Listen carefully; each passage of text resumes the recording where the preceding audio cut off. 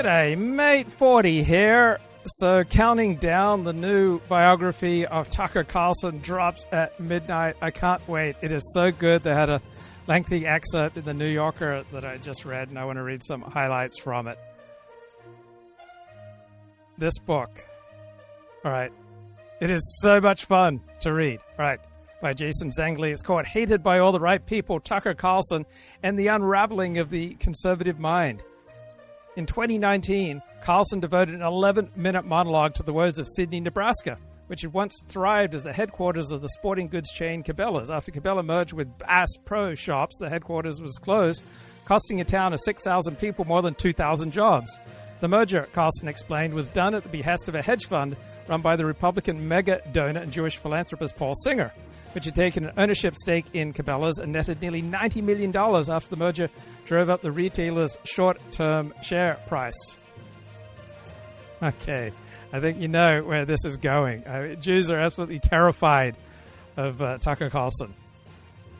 So this sort of vulture capitalism, Carlson told his viewers, bears no resemblance whatsoever to the capitalism we were promised in school. It creates nothing. It destroys entire cities. It couldn't be uglier or more destructive. So why is it allowed in the United States? The short answer, because people like Paul Singer have tremendous influence over our political process.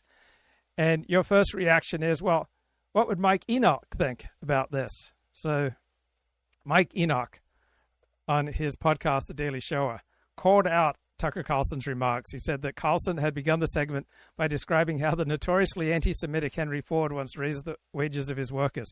If you didn't catch the German Shepherd whistles, where he praised Henry Ford and then went into a diatribe of a Jewish financier, Enoch said approvingly, I don't know what universe you're existing in. So who was responsible for many of the words coming out of Tucker Carlson's mouth? They were largely the responsibility of Blake Neff, the longtime head writer at Tucker Carlson Tonight. And he boasted to Dartmouth Alumni Magazine, anything Tucker's reading off the teleprompter, the first draft was written by me. The anti-immigrant and racist sentiments that dominated the show came naturally to Neff at the time that Neff was writing for Carlson, first as a reporter at the Daily Caller, and then as a staffer on Tucker Carlson Tonight. He was also writing posts on a racist and sexist message board called Auto Admit. Never been on that board. Posting under the username Charles the 12th, the 18th century Swedish warrior king, who later became an icon for Swedish neo-Nazis, Neff joked about foodie F-words and proposed an urban business idea. He didn't do muffin, which would sell Sandra Bland sugar-free shortbreads, reference to the 28-year-old black woman who in 2015 was taken into custody by a Texas state trooper after a traffic stop and was later found dead in a jail cell, becoming an early symbol of the Black Lives Matter movement. An analysis of the neo-Nazi website, the Daily Stormer, found that between November 2016 and November 2018, Tucker Carlson was mentioned in 265 of its articles, most of them featuring clips of his show with titles like Tucker fills liberal K-word with lead for demanding gun control and Tucker Carlson forces fat Beano whore to choke to death on greasy tacos. Oof. Hannity, by comparison, was the subject of just 27 Daily Stormer articles during that period. Laura Ingraham, another of Fox's primetime hosts, was the subject of just 4. As one blog post at the Daily Stormer Accelerator, Tucker Carlson is basically Daily Stormer the show. Other than the language used, he is covering all our talking points. Whoa, did we just have an earthquake? I felt like we just had an earthquake. So, I'm a big fan of David Pinsof and his alliance theory of political belief systems. So, starting with the fun stuff, let's talk about political belief systems then. So, I mean, I guess that if you talk with political scientists and philosophers when it comes to explaining how political belief systems work, where they come from, they would give you a highly intellectualized version of it based on abstract values and how they are so coherent and so on. But since you come from an evolutionary psychology perspective, how do you approach it exactly?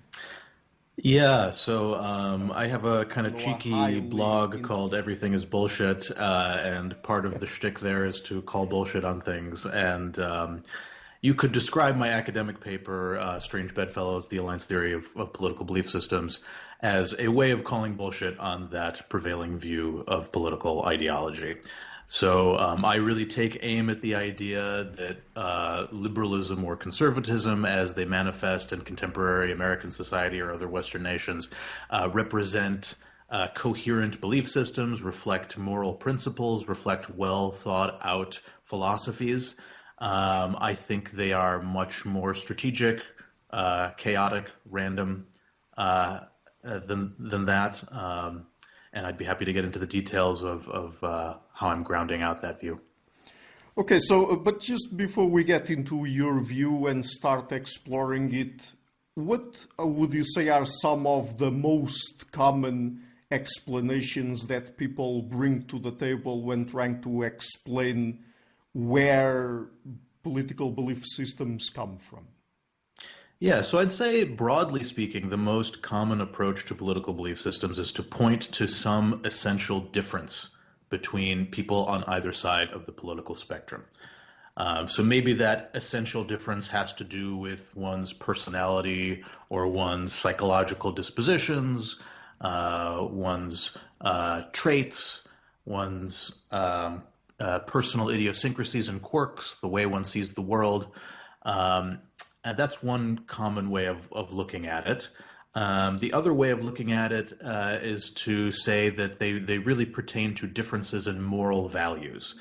So one of the most prominent approaches in this area is Jonathan Haidt's moral foundations theory, which says that liberals and conservatives rely on different moral foundations. That is, liberals have a monomaniacally egalitarian and harm-focused ideology, whereas conservatives rely on all six moral foundations, from in-group, out-group psychology to purity and authority. And roughly, I think a lot of people in political psychology would agree that there are deep-seated moral differences between liberals and conservatives, Republicans and Democrats, left-wing, right-wing, etc. And it's those abstract moral values that.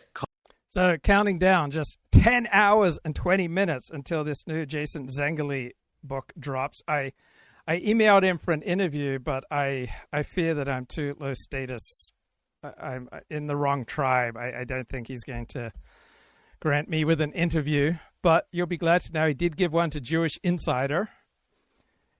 So I'll talk to you about that. Anyway, so how would Tucker Carlson and alliance theory fit together? So I asked ChatGPT to put this together, and it says alliance theory would read this not as Tucker is a secret Nazi and not as Tucker is innocent but misread, but this is a case study in how rival coalitions try to recruit, reframe, and annex a high-status voice when alliance maps are redrawn.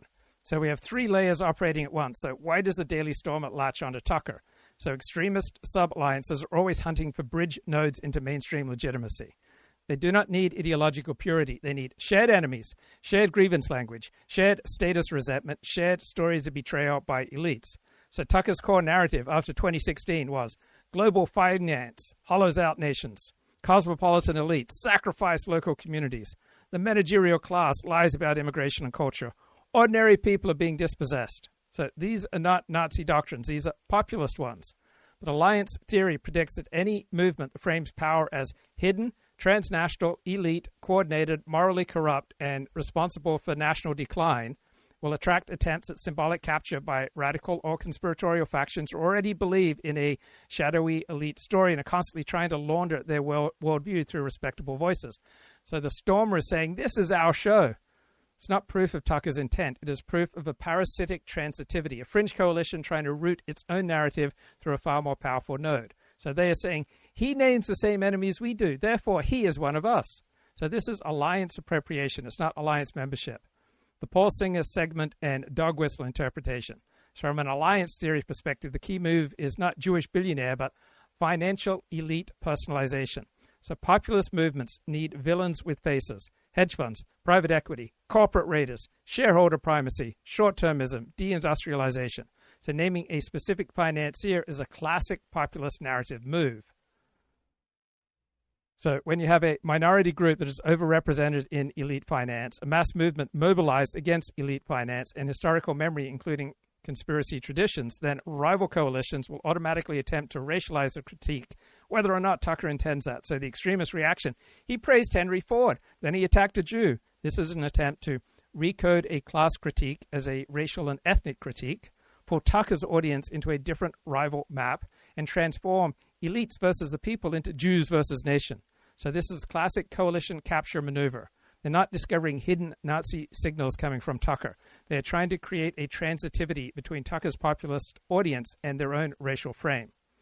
As for Blake Neff, alliance theory says large coalitions always contain sub-factions with much darker rival maps than the public face of the movement. So Blake Neff's presence illustrates how a mainstream populist media operation can unknowingly employ people whose private alliance identity is more radical. Then message production pipelines can be infiltrated by actors who see themselves as advancing a deeper and darker cause, and boundary enforcement fails when a movement grows faster than its screening capacity. That doesn't mean the movement's public leader shares that inner ideology. It means rapidly expanding alliances attract opportunist ideologues and infiltrators. Some see the mass coalition as a vehicle for their own more extreme project. They hide behind shared surface enemies while diverging at the level of ultimate explanation. So Blake Neff was not the truth behind Tucker. He was an example of latent factional drift inside a rising coalition. So you see the collision of three alliances here. You have a populist realignment, a mass movement redefining its enemies as financial, bureaucratic, and cultural elites. You have extremist parasitism. You have these small racialized coalitions trying to graft themselves onto that narrative by reframing elite as Jewish and globalist as ethnic and Jewish. Then you have elite counterframing. So establishment institutions attempt to discredit the populist leader, the Tucker Carlsons, by highlighting the worst actors who try to attach themselves to him. So none of this requires secret signaling or coded intent. It arises automatically when a dominant coalition fractures, a new mass alliance forms, enemy maps shift, and taboo boundaries weaken. Now, Jewish conservatives sense the danger, not because Tucker is a Nazi, but because when a movement organizes around hidden power, elite betrayal, foreign influence, institutional coordination, and national decline, there's always a risk that some faction will try to Judaize the enemy. And minority groups know that when the elite quietly morphs into that group or Jews, right, things get dangerous fast. So the Daily Stormer celebration of Tucker tells us nothing about Tucker's intent.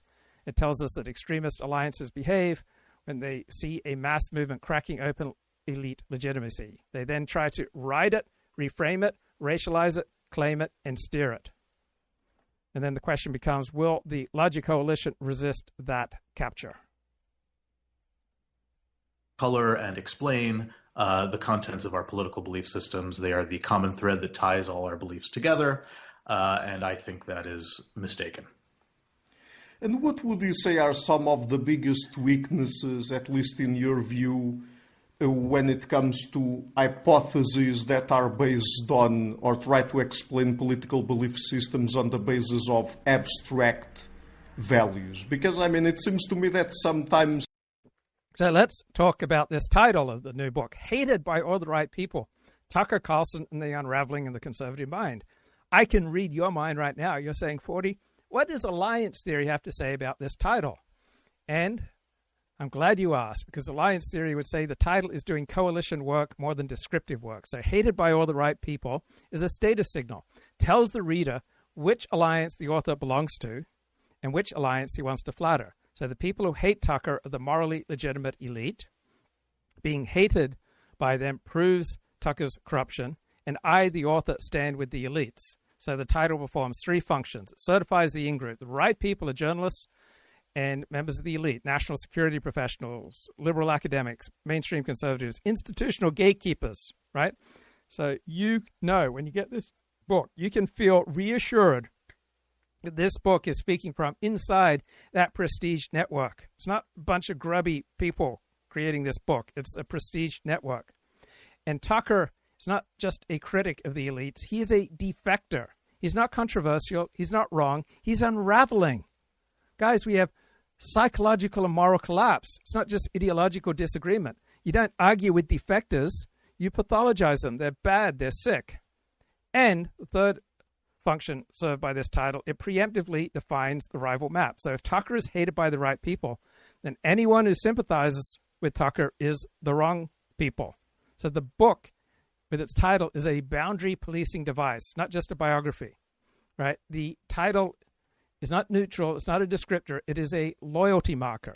So, my fellow patriots, my fellow members of the elite, you can be reassured that you are still the moral center of the universe, that your hatred is evidence of your virtue, and that any kind of defection into populism is a mental breakdown, and you can trust that the old conservative institutional alliances such as National Review, they are who define sanity and legitimacy.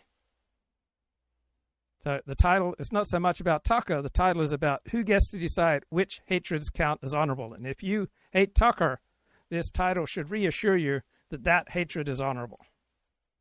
People are trying to talk about abstract values and not necessarily just moral values, but some other sorts of political values, as if they were like sort of separate from the rest of our psychology and based on just...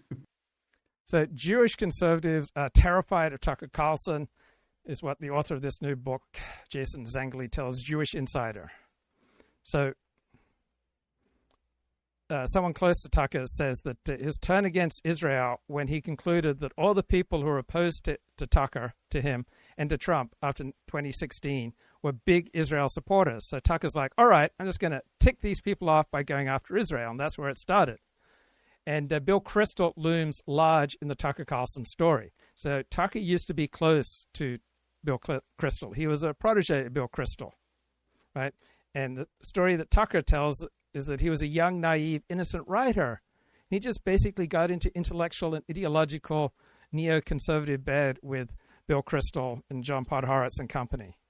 And he just innocently slipped into supporting all these crazy overseas wars like the invasion and occupation of Afghanistan and Iraq. And he just naively supported free trade deals and doing all these things that hurt the white working class in America. And now Tucker realizes that he was wrong then, and he is doing penance. But the author says that's not the true story. So why is William Kristol such a huge figure in Tucker's mythology? So he used to be close to Kristol. He used to look up to Kristol. Kristol was his first boss, had a big impact on Tucker's career. Now Tucker sees it all bad. And so now Tucker is talking about how Bill Kristol hates Christians, right? And this is the Bill Kristol who hired Fred Barnes, evangelical Christian, took vacations with Gary Bauer, leading American Christian. But Tucker has recast all this. So Trump and Vance have so far refrained from explicitly distancing themselves from Tucker. And so Jason Zengli says, certain Jewish conservatives feel like as long as Trump is there, everything's going to be fine. They view Tucker as a bad influence on Vance, and if they can just get rid of that bad influence, then J.D. Vance will be okay. But they're really terrified of Tucker. They're really terrified of what comes after Trump, and they're terrified that Tucker will have a major influence on whatever comes after Trump, because Tucker has an even more loyal following than does Trump. And Jewish conservatives worry about the influence that Tucker has on J.D. Vance. They want to believe that J.D. Vance will be okay if just left to his own devices, but they think Tucker is leading J.D. in a bad direction. Therefore, they need to take out Tucker. It goes beyond Israel. It's a genuine fear. What would it mean to be Jewish in the United States under a President Tucker Carlson? And I know what you're thinking, 40. What does alliance theory have to say about this? Alliance theory would say that this terror that Jewish conservatives feel about Tucker, it's not irrational or hysterical. It is structurally understandable. So two alliances are colliding. You've got first Tucker's role shift. He's moved from mainstream conservative media node inside the pro-Israel neocon GOP alliance to being the chief identity voice of a post-liberal, populist, anti-establishment coalition. And that coalition defines its main enemies as the permanent national security state, foreign policy elites, NGOs and international lobbies, prestige media, and globalist influence networks. So Israel used to be a sacred ally inside the old conservative coalition. In the new populist coalition, Israel is increasingly treated as part of the same elite foreign policy consensus that brought us disaster in Iraq, Afghanistan, Ukraine, and all these endless, pointless interventions. So Jewish conservatives built their status, their safety, and their identity inside this old alliance map. Now suddenly they see one of the movement's most powerful voices reclassifying a core pillar of their world as part of the enemy. So this is destabilizing. So now the pro-Israel elites are Tucker's enemy. So Tucker turns against Israel when he notices that many of his fiercest critics and Trump's fiercest critics are fiercely pro-Israel. So we build our political maps not on the basis of abstract moral reasoning. We build them on the basis of pattern recognition in social conflict. Are you one of those bad people who notices patterns in the world? You shouldn't do that. So who attacks me? Who defends me? Who defends the institutions I attack? Who shares enemies with me? Who shares allies with me? So if the most powerful people call you dangerous, racist, authoritarian, or a threat to democracy, and these people are clustered in the legacy media, foreign policy establishment, neoconservative circles, liberal Zionist networks, national security bureaucracy, then your brain's alliance system begins to merge all these nodes into a single hostile block. And the logic becomes, these people coordinated against me. They all defend the same institutional order. They all justify the same wars and the same censorship.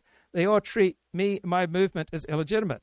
So then Israel is no longer primarily just the Jewish homeland. Israel becomes symbolically fused with the elite foreign policy alliance that the populist coalition defines as the main enemy. Right? This isn't requiring any anti-Semitism here. It just requires alliance reclassification. Now, why do Jewish conservatives feel especially exposed? Because they sit at a dangerous intersection. They are inside the populist right. They are emotionally and civilizationally and tribally tied to Israel. They are historically sensitive to any elite scapegoating. So when the dominant voices of the populist coalition start saying, the foreign policy establishment lies, the security state manipulates, the post-war consensus is corrupt, powerful foreign lobbies distort debate, and then Israel begins to be rhetorically grouped with that enemy system, Jewish conservatives see a classic risk pattern. They see a coalition defining itself against hidden power, against elite rule, against a moralized native. They see a moralized narrative of betrayal. They see a search for coordinating agents behind the scenes. They see a populist movement that increasingly distrusts mediating institutions. So minorities embedded in mass movements always fear being reclassified from ally to questionable to enemy.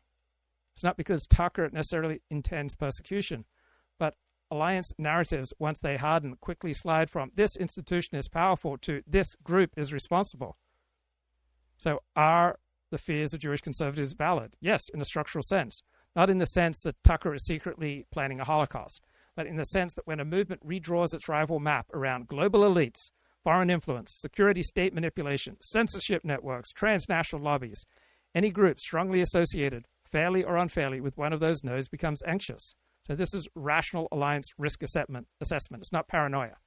So if the populist right continues to define itself primarily against the national security consensus, interventionism, global institutional power, elite moral policing, then Jewish conservatives will face increasing tension between their place in populism, their attachment to Israel, their sensitivity to historical scapegoating. So some Jewish conservatives will try to act as bridges. Some will quietly withdraw. Some will over-signal their loyalty to the populist coalition, and some will be pushed out. Not because of hatred and bigotry and racism and anti-Semitism, right, but because alliance maps are redrawn and old sacred cows losing protected status. Now old sacred cows getting sacrificed.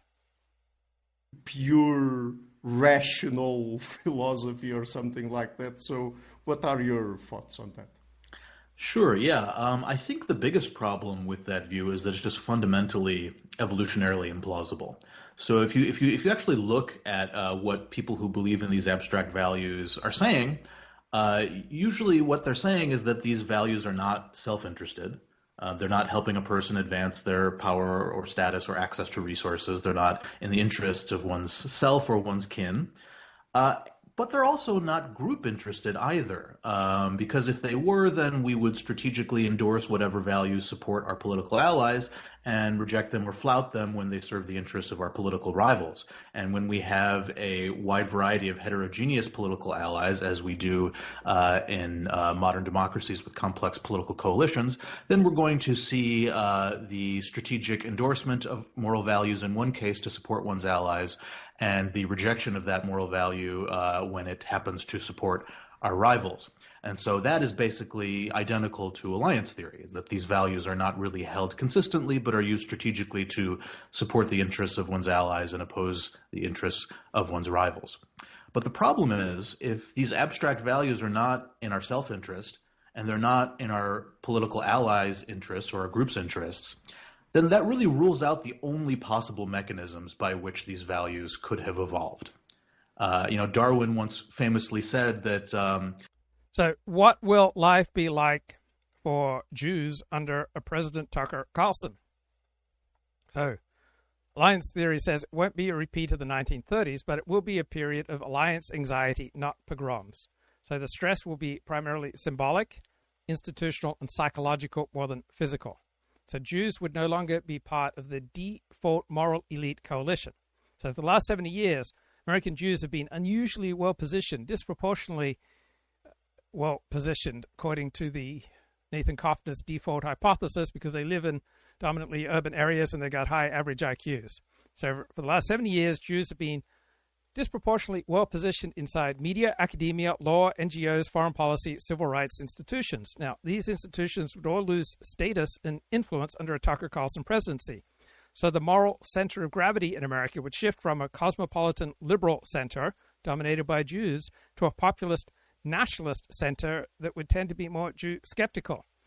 So Jews would feel what many WASP liberals felt under Trump, not persecution, but loss of narrative centrality. So their language, their priorities, their historical memory would no longer automatically define what counts as moral seriousness.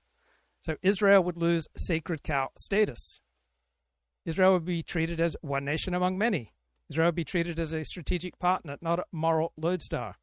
Israel would be as subject to criticism as any other nation, and Israel would become associated with the old security elite. So this would be emotionally destabilizing for Jews who built an American Jewish identity around Israel's special moral protection. So the alliance guarantee would feel weaker. Extremist factions would try to attach themselves. So white nationalist sub-alliances would attempt symbolic capture. They'd claim Tucker as one of us. They'd try to racialize his anti-elite rhetoric. He would reject them explicitly, but their presence would increase this ambient unease. So the danger here would not be state-sponsored anti-Semitism. It would be fringe parasitism on a mass populist movement. Now, Jewish conservatives could become crucial bridge figures, right? Jews inside the populist coalition might gain influence as translators and validators. They would work to keep the populist movement de-racialized. They would try to block scapegoating of Jews. They try to reassure Israel hawks. They try to maintain civilizational framing rather than ethnic framing. They'd also feel pressure, suspicion, and constant loyalty testing. Are you America first or are you Israel first? Jewish liberals would feel culturally exiled. They wouldn't be legally threatened, but they would experience a loss of institutional comfort. They would lose status.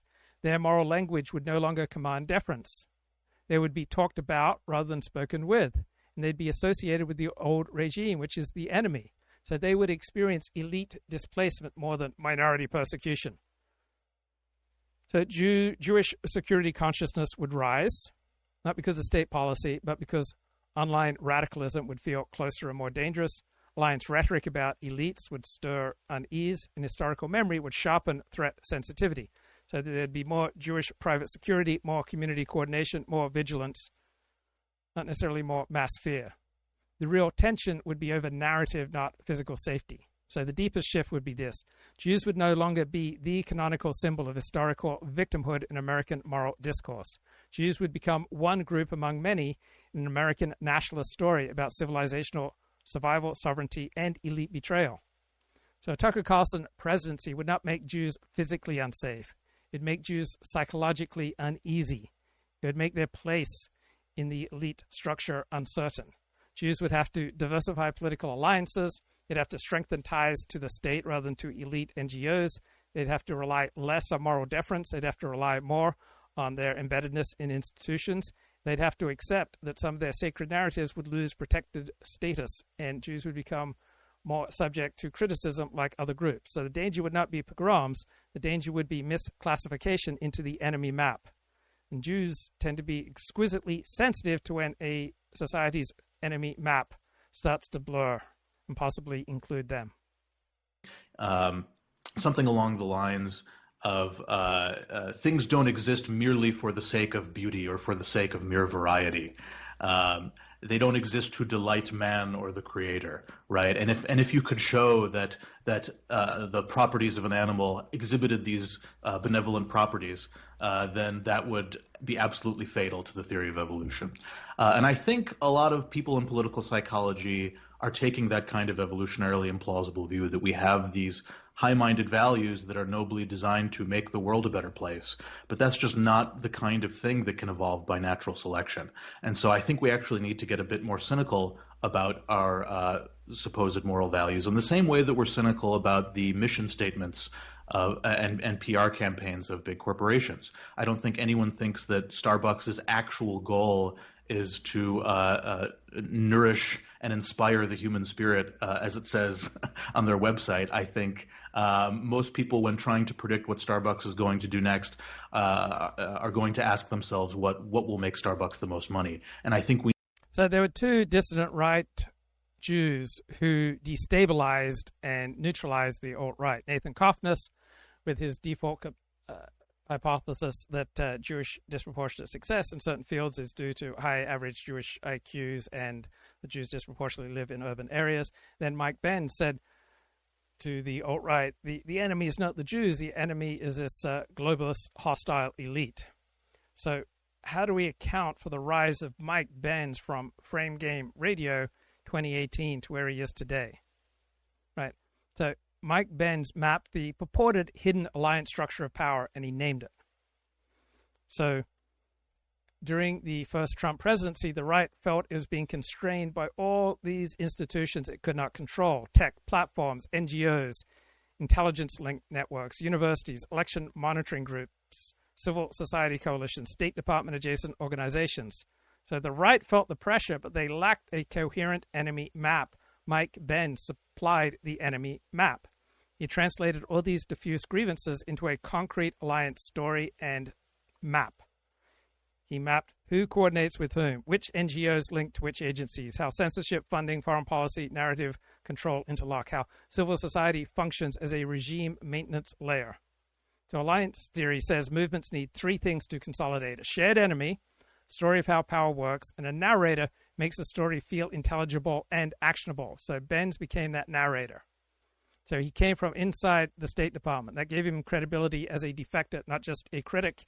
He had a background as a corporate lawyer. He had an elite education. He was able to speak the language of institutions, process, networks, interagency coordination, information warfare. So he was able to translate populist anger into elite-level structural explanation. He became the bridge between the populist right and the bureaucratic deep structure it distrusted. So before Trump, the Conservative Alliance still trusted institutions. After Trump, large parts of the right reclassified these institutions as hostile. So that creates a demand for deep state cartography, right? Draw the maps, how the deep state works. Created a demand for censorship, infrastructure analysis, NGO state tech alliance mapping, information control genealogy. So Mike Benz rose when the right-wing populist coalition needed a guide to a newly discovered enemy terrain. So his role was not that of the demagogue primarily, or a culture warrior, or a policy wonk. He was an alliance cartographer and legitimacy stripper. And he told his audience, here is how the enemy regime coordinates. Here's why you keep losing. Here's why elections alone are not enough. Here's how narrative and NGO power constrains our sovereignty. So people like Mike Benz either become institutionalized as core strategists if the populist coalition gains power and needs internal theorists, or they get marginalized and attacked if their mapping threatens too many powerful interests inside and outside the movement. So Mike Benz's rise is not about charisma, it's about structural necessity. He performs a function the post-liberal, post-trust right needs. Someone who can explain the invisible alliance machinery that governs speech, legitimacy, and power. Now, does he need to get his facts right? Does he need to be accurate? not so much. He just needs to give a story that is appealing, that it needs to meet needs. His power comes from his ability to draw maps of the enemy and make it seem convincing. So when he claims to map hidden coordination networks between the government, NGOs, tech platforms, media, foreign policy institutions, his audience is not mainly asking, is this factually correct? Right? They're asking, does this map kind of make sense? Does it feel right for why we keep losing and who is aligned with who? So Mike Benz has plausibility, right? He gives lots of details. He presents documents. He seems institutionally literate. It feels real. Then his rival map, his enemy map, coheres, right? He produces a stable and emotionally satisfying ally-enemy structure. And it really doesn't matter if he doesn't get all his facts right. And he is morally and strategically useful, right? He helps people, and he helps the right understand itself as constrained by a coordinated enemy regime, not just unlucky or incompetent. So his accuracy, his factuality is filtered through this question. Does this Mike Benz presentation help my side see the battlefield more clearly and rally on behalf of my side? So most people on the populist right who follow Mike Benz would say yes. So Mike Benz uses truth in an instrumental fashion. He can't be seen as fabricating. Right? He needs to seem reliable. Right? He has to be accurate enough to be trusted as an insider, but his power comes from organizing facts into a narrative that stabilizes the identity of his side and clarifies the enemy's. So his authority does not rest on facts, whether every document proves what he says. It rests on his overall picture of power. Does it feel true? Does it feel right? Does it help his audience coordinate their emotions, their morality, their strategy against the enemy that they feel is hostile? So truth matters, but alliance use is more important, right? The needs of the alliance determine which truths are central and which are ignored. Now, René DeResta has made many devastating critiques of Mike Benz's claims, and his critics point out factual correction after factual correction after factual correction, and yet Mike Benz only seems to get stronger. And this is exactly what you would expect when influence is rooted in your service to the coalition and providing a narrative that meets their needs rather than as based in neutral fact-checking. So his authority does not primarily come from being the most accurate analyst of documents. It comes from playing a role for the populist coalition. He maps the enemy, and he gives people a coherent story about the enemy and about why the enemy is diminishing the quality of their life and why the enemy is organizing and coordinating against them. Now, critics issue factual correction after factual correction, and things happen. Who is providing the correction? When it's the enemy who's correcting, then Mike Benz's audience isn't going to take them seriously. Then often the critics operate at a micro level with timelines and program names and funding and organization. But Mike Benz is operating at the macro level. He is mapping powerful institutions aligned in ways that try to constrain dissent and shape narratives. So you can win many micro disputes and still fail to dislodge the macro narrative. So Mike Benz's audience might hear a factual correction or two and think, okay, maybe Mike misread this memo, but the overall picture of the enemy still fits what I experience. And all these factual corrections increase perceived threat sensitivity. So when a high-status defender of the enemy devotes sustained energy to rebutting Mike Benz, signals that Mike Benz is important. He's talking about things that are important. So attention from a powerful enemy increases in-group loyalty to the challenged figure, Mike Benz. Also, there's reputational asymmetry. Mike Benz's audience does not love him based on his error rate metric used in journalism and academia. They evaluate him on, does he name the correct enemies? Does he explain why our side keeps losing institutional fights? Does his story feel true? Does it feel more true than the official story? Does he speak the language of power from the inside? So as long as Mike Benz is meeting those needs in his audience, all these technical corrections do not diminish his value. They even reinforce his value because they dramatize conflict between rival coalitions.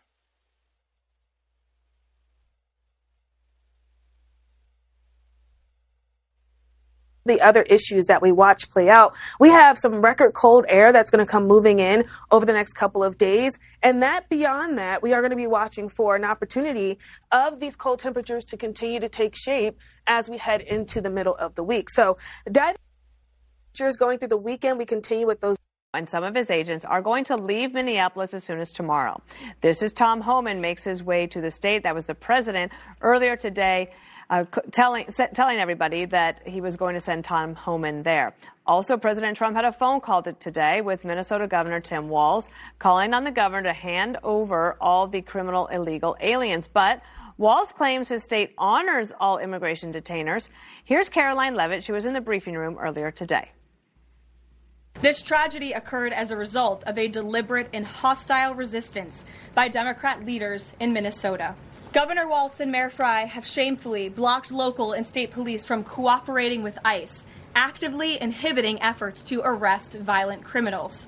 They have also used their platforms to encourage left-wing agitators to stalk, record, confront, and obstruct federal officers who are just trying to lawfully perform their duties. This is precisely what unfolded in Minneapolis on Saturday morning. Obstructing federal law enforcement and inciting violence against officers is wrong and illegal. Just yesterday, Governor Walz compared immigration enforcement in Minnesota to the Holocaust. We have got children in Minnesota hiding in their houses, afraid to go outside.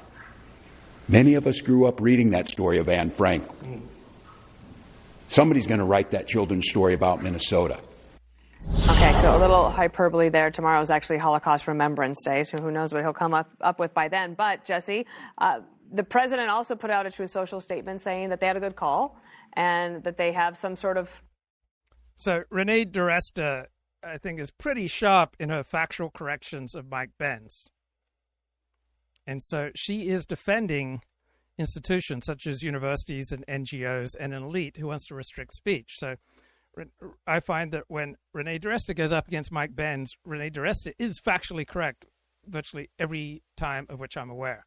So she'll come on and she'll point out Mike Benz's misinterpretations, overgeneralizations, incorrect timelines, conflations of programs, misread documents.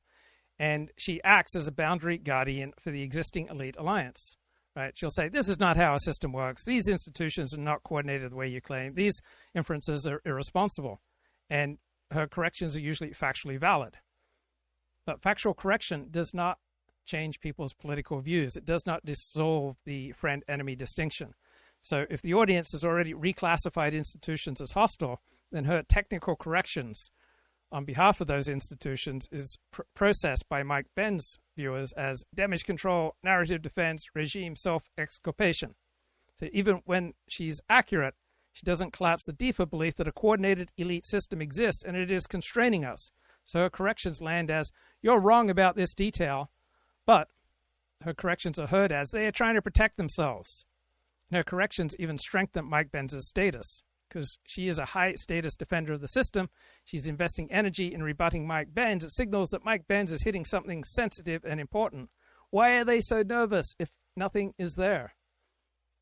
So her rebuttals raise Mike Benz's perceived importance, even when her rebuttals are factually strong.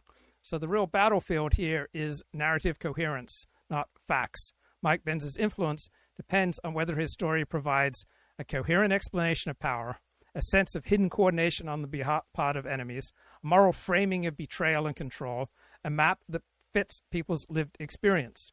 So Renee DiResta can disprove 10 Mike Benz claims, but the audience still feels censored, marginalized, delegitimized, locked out of institutions. So Mike Benz's larger narrative remains intact. The map still works emotionally and socially.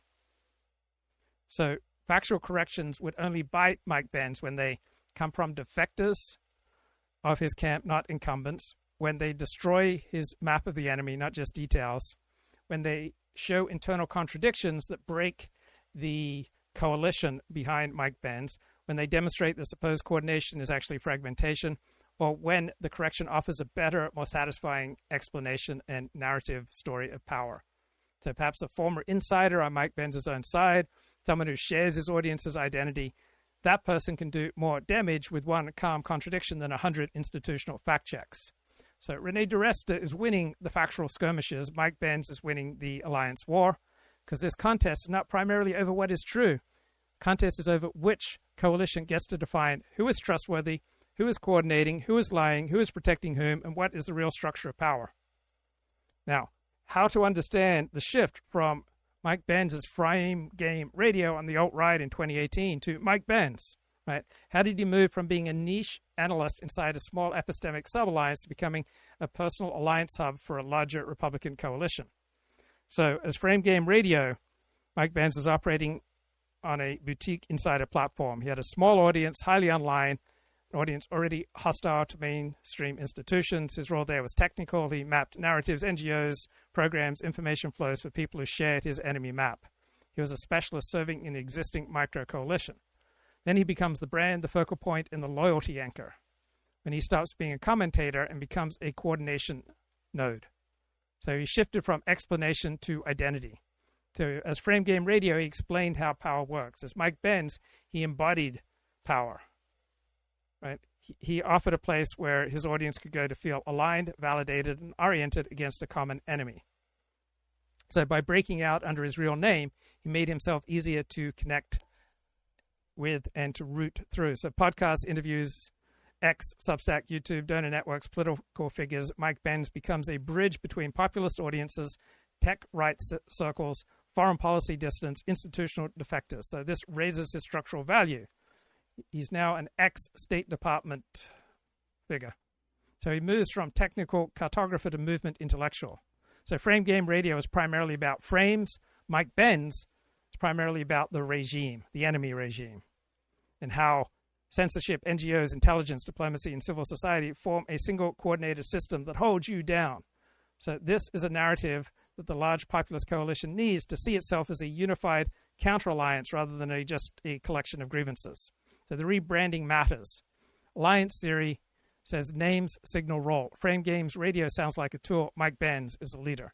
Not a politician, not a demagogue, but a theorist of the coalition's enemy structure, someone whose personal credibility, biography, and defection story become part of the alliance's self-understanding. So he moves from an analyst inside a distant niche to alliance cartographer for a broad populist coalition to an institutional intellectual of the post-liberal right. So his platform keeps growing even as his critics pick apart his claims. His function is not primarily to be right about each document. His function is to give a rising populist coalition a coherent picture of the enemy and how the enemy operates. We need to view humans in a similar way. I think we need to view the quote-unquote mission statements of political design to mobilize supporters. We really have no reason to think that they represent nobly designed, impartially altruistic worldviews. I think that's fundamentally, evolutionarily, and functionally implausible.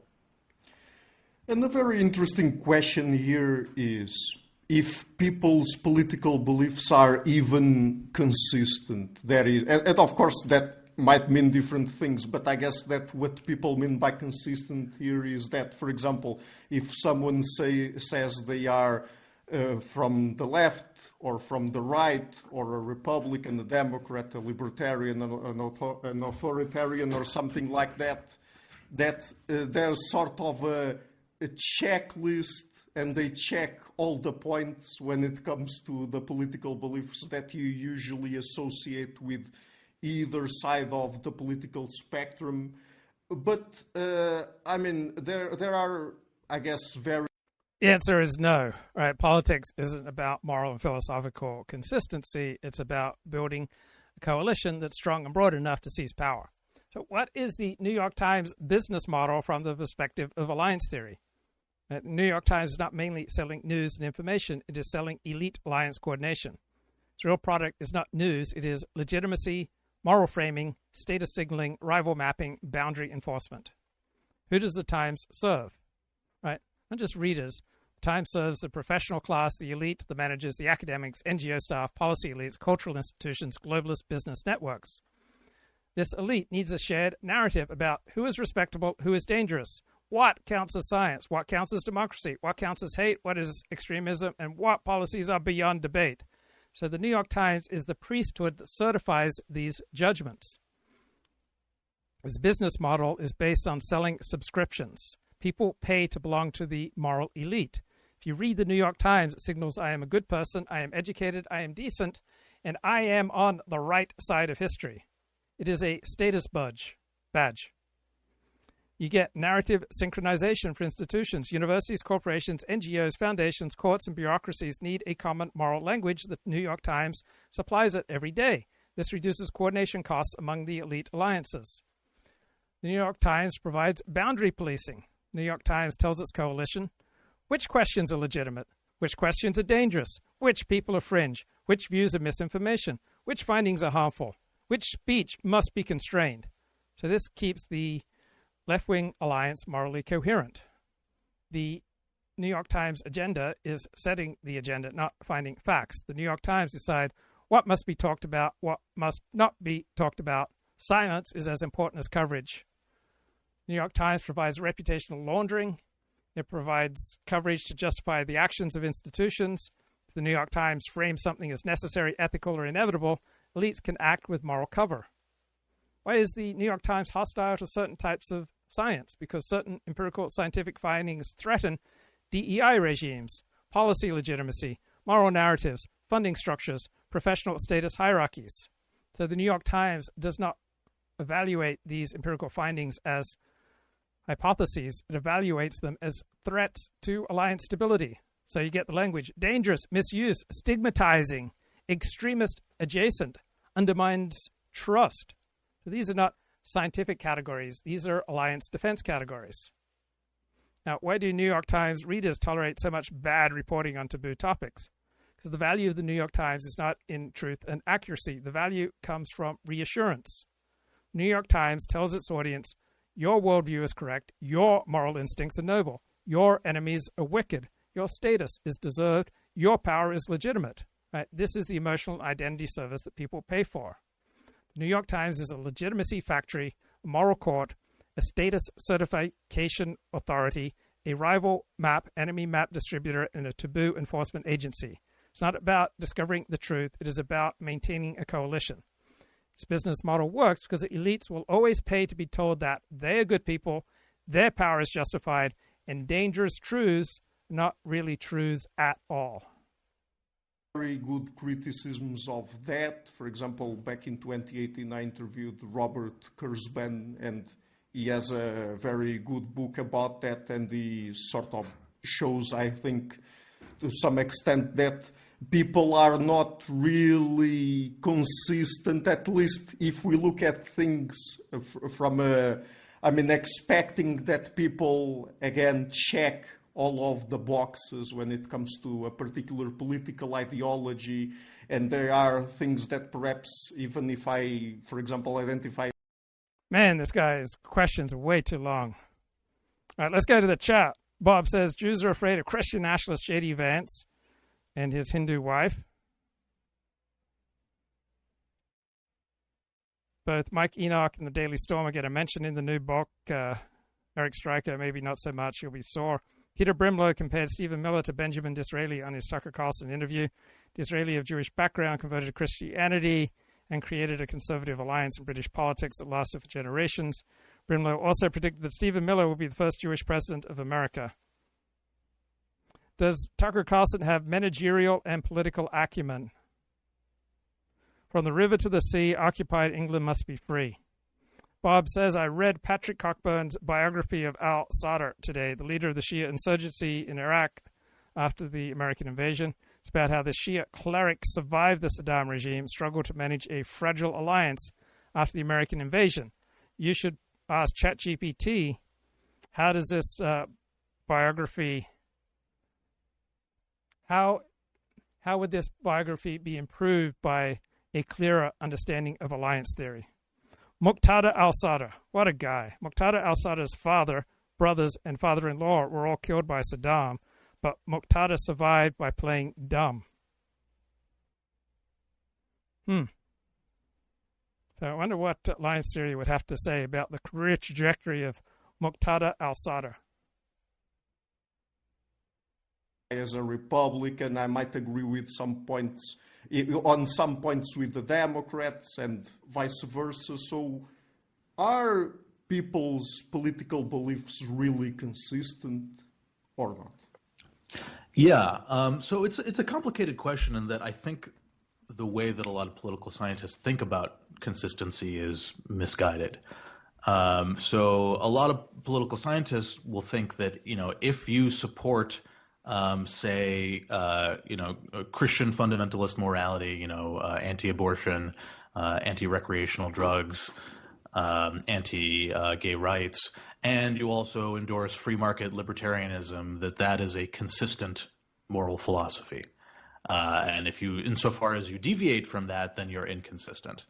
And I think that is just a very wrong-headed way of thinking about what it means to be consistent. I think we should define consistency in the straightforward way of having beliefs that fit together coherently. And if you actually look at the combination of Christian fundamentalism and free market libertarianism, there's actually nothing consistent about it at all. The only reason these philosophies go together in the United States is because of a historically contingent political alliance that arose starting in the 1970s between wealthy business. Contingent, it's a great academic word which is incredibly useful for understanding reality, because almost everything is contingent, meaning depending upon circumstance, depending on situation. Now, why do elites want to restrict speech? So regular people enjoy freedom of speech, but elites want to restrict speech. And alliance theory says this is exactly what you should expect. If you already have power, why would you want to risk your power and status? So elites sit at the center of high-status coordination networks. Their power depends on shared narratives, moral framings, and reputation systems staying stable. Speech that destabilizes those narratives threatens their status and power and transitivity. So once enemy maps fracture, elite consensus loses authority, and coordination costs explode. So elites naturally have a strong structural preference for narrative control, taboo enforcement, moral gatekeeping, boundary policing, and deplatforming of norm violators. It's not because they're just uniquely censorious as personalities. It's the structure of their position in the alliance hierarchy. Open epistemic chaos is dangerous to elites. Now, regular people are different. They do not manage legitimacy systems. They do not reproduce credential hierarchies. Ordinary folks do not depend on symbolic moral authority to govern. Their alliances are local, concrete, and redundancy rich. If someone says something offensive, life goes on. No institution collapses. But for elites, the stakes are higher. A single destabilizing idea can undermine DEI regimes, threaten academic credentialing, expose policy failures, disrupt donor coalitions, fracture party discipline, trigger status loss. So elites naturally become speech risk minimizers. This is why journalists want content moderation. Universities want speech codes. NGOs want misinformation laws. Bureaucracies want harmful discourse regulation. Corporate HR wants language compliance. Tech platforms get pressured into algorithmic control. This is all priest behavior. The priest class wants control over doctrine because doctrine stabilizes their status and authority. Now, the mass public, by contrast, they live downstream of consequences, not upstream of legitimacy. So they want truth, even if it is ugly, humor, even if it is offensive, arguments, even if destabilizing, speech, even if it creates conflict. Not because they're particularly enlightened, but because their daily survival does not depend on narrative uniformity. So the divergence here is structural, not ideological. Elites want speech restriction because uncontrolled speech threatens alliance coherence. Non-elites resist because speech restriction signals elite dominance and loss of voice. This gap widens as polarization increases because the more brittle and unstable coalitions become, the more vulnerable they are, the more they fear unsanctioned truth. This is coalition boundary defense, not a dispute about data quality. So when the New York Times publishes this big, long article, genetic data from over 20,000 U.S. children, guys, misused for race science. Genetic data from over 20,000 U.S. children misused for race science. This article is by Mike McIntyre and read by an automated voice. Genetic researchers were seeking children for an ambitious, federally funded project to track brain development, a study that they told families could yield invaluable discoveries about DNA's impact on behavior and disease. They also promised that the children's sensitive data would be closely guarded in the decade-long study, which got underway in 2015. Promotional materials included a cartoon of a black child saying it felt good knowing that scientists are taking steps to keep my information safe. The scientists did not keep it safe. A group of fringe researchers thwarted safeguards at the National Institutes of Health and gained access to data from thousands of children. The researchers have used it to produce at least 16 papers purporting to find biological evidence for differences in intelligence between races, ranking ethnicities by IQ scores, and suggesting black people earn less because they are not very smart. Oi, they, unapproved researchers have gotten access to data. This is a shanda. So the New York Times is not worried about truth or science here. It is acting as a norm-policing organ of an elite moral alliance whose legitimacy rests on a specific narrative about equality, race, and the sources of social hierarchy. So the article's function is not to lay out the truth, lay out facts, or to adjudicate psychometrics. New York Times article functions to do 3 tasks to further its alliance.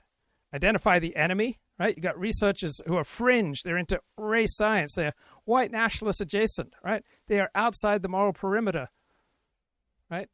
There's a circle of trust. They're outside the circle of trust.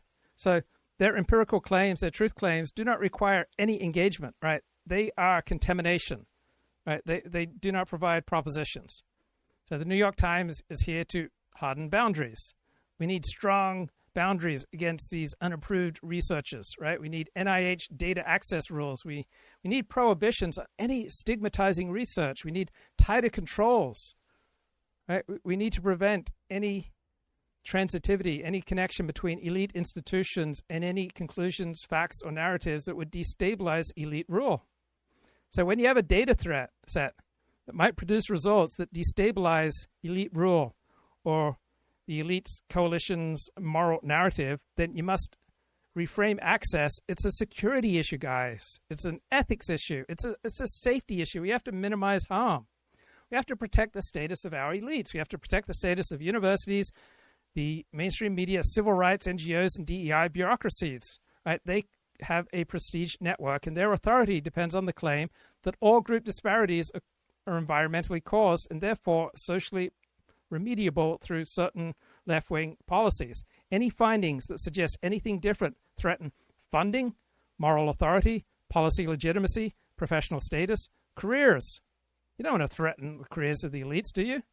So the response is not, let's replicate. The response is, this must not be allowed to exist. Now, the reporter doesn't know much about the topics in these taboo papers, and his ignorance here serves an important function. It's not an accident. It is an adaptation. If he understood the technical literature, he'd have to acknowledge uncomfortable uncertainties. He'd have to make an admission that many elite narratives rest on highly contestable empirical grounds. He would suffer a loss of moral clarity, and there would be a risk of coalition fracture. So the system selects for reporters who perform the proper moral signaling without any worry about epistemic contamination and truth and uncomfortable facts. So whenever a truth-seeking minority collides with a legitimacy-maintaining majority, both sides invoke Galileo. So dissidents say, facts do not move for politics. Institutions say, harmful knowledge must be regulated.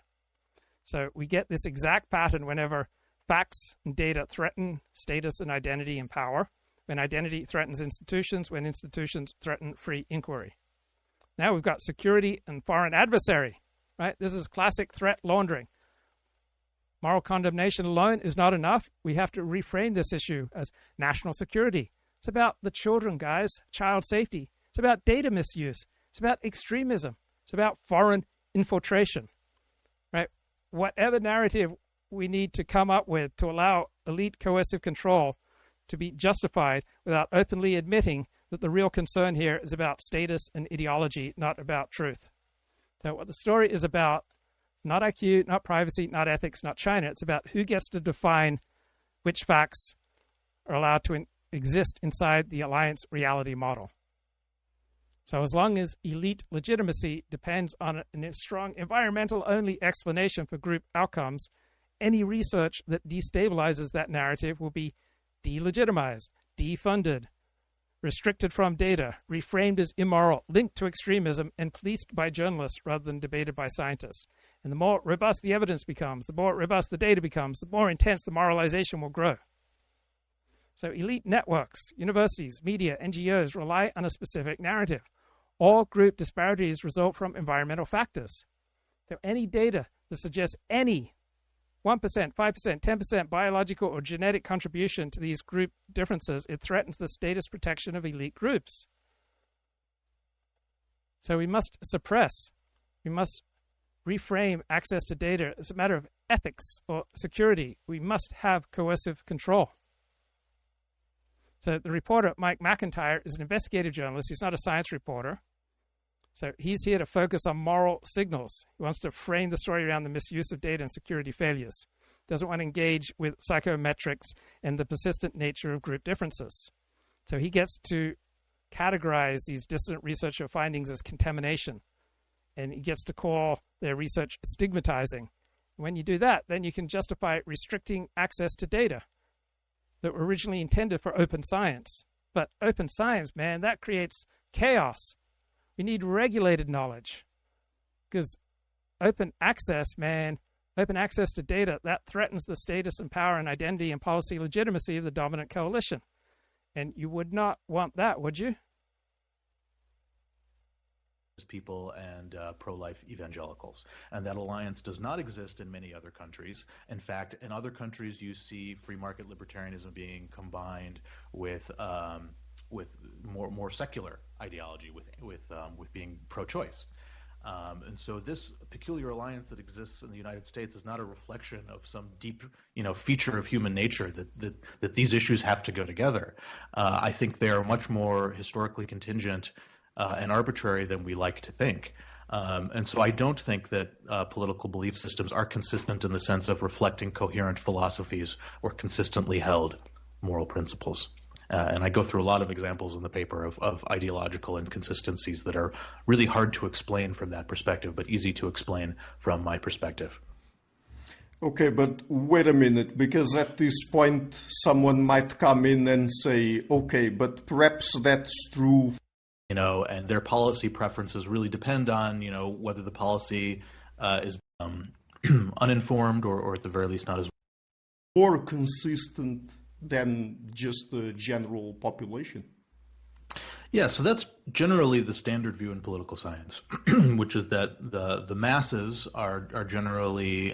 So hundreds of foreign researchers, hundreds of Chinese researchers had approved access to this data, while domestic researchers like Brian Pester were barred or investigated because their work was called stigmatizing. So the Chinese researchers were within the moral perimeter, right? They were part of the elite alliance. They were fine. But any researcher that could upset the apple cart, well, they are bad, and the data must be protected from these bad people. So you have government agencies like the NIH deciding in advance that certain questions are off limits because the answers might be stigmatizing. We've got no-fly zones. We can't talk about certain things because the social stability and status and power of elite moral narratives must take precedence over any claims about reality, empirical discovery, truth, facts, stuff like that. So you might think of science, no topic is too sensitive to investigate if the method is sound. But now, thank God, we've got stigmatizing research guidelines, right? Science is no longer about what is true. Science is about what is allowed and what is useful. So we have a feedback loop where institutions only fund and publish research that confirms existing social dogmas. Any data that points toward taboo conclusions is not debated on its merits. It's a security failure. It is unethical research. And this is a survival mechanism for the prestige network. Universities, government agencies, and legacy media outlets like The Times all form an alliance, and their authority rests on the claim that they alone possess the data and the expertise to manage a fair and equal society. So if researchers use this data to show that certain disparities are resistant to elite cultural, social interventions, or might even have biological components, the entire professional and moral infrastructure of our ruling elite alliance faces a crisis of legitimacy. And you don't want this, do you? So the alliance uses boundary defense to cast dissidents out of the professional perimeter. These researchers are fringe. They're white nationalist adjacent. They are radioactive. They are contaminating, right? If you even look at their studies, right, you will lose your career, your funding, and your status. So this reporter's lack of knowledge, his ignorance, his lack of technical knowledge is a benefit to the system. It allows him to focus entirely on the moral wrongness of this empirical inquiry rather than to assess the validity of the findings. So this is managed ignorance, and it assures that the elite reality model remains intact and protected, even as the underlying data becomes increasingly difficult to ignore. So as long as the gatekeepers can control who has access to the data and who is allowed to speak for science, they can maintain the version of reality that serves their institutional interests, right, regardless of any facts. So demands to shut down scientific research, shut down access to data, keep growing as the years go by and scientists keep discovering ever more non-woke facts. So here we have the New York Times running a 3,900-word article in the news section about the pressing need to crack down on science. Right? What could be more scientific than the government deciding ahead of time that nobody will be allowed to study massively important empirical questions out of fear that what scientists will discover might prove embarrassing to powerful interest groups and media influencers such as the New York Times. Mainstream geneticists have rejected their work as biased and unscientific. Yet by relying on genetic and other personal data from the prominent project, known as the Adolescent Brain Cognitive Development Study, the researchers gave their theories an air of analytical rigor. Members of the research group were ineligible to obtain data from the ABCD project, but one of them gained access through an American professor who was already being investigated by the NIH over his handling of another child brain study. Oh, scary stuff. But I'm here with you. That's the name the RNC chair is calling the upcoming planned 2026 midterm convention, hoping to highlight, quote, all the incredible things that this president has done. And while Republicans rally around 47, CNN's data guy says the Democrats basically want to 86 their leaders. Take a look at how Democrats who disapprove of congressional Democratic leaders. Hello, we're talking about 57% in January of 2026, the second highest disapproval rate for Democratic leaders from their own party on record. There's basically been no improvement. Democrats hate their own congressional leaders. These numbers are awful, awful, awful. Crazy Crockett and Yoram the Destroyer are getting floated as the future of the Dems, but James Carville and Bill Maher both say the party should take a hard pass.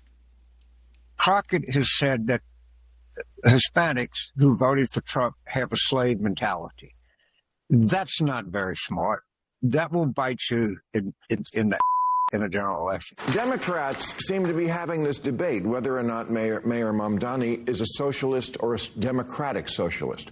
Let me settle it. He's a straight-up communist. But if liberals deny it, like he's just going through a goth phase, they're going to lose more elections. This is not a communist country.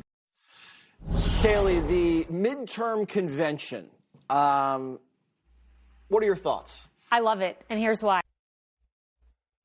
Okay, back to analyzing this New York Times article. So this is not a failure of the science. This is science being subordinated to the needs of the ruling elite alliance.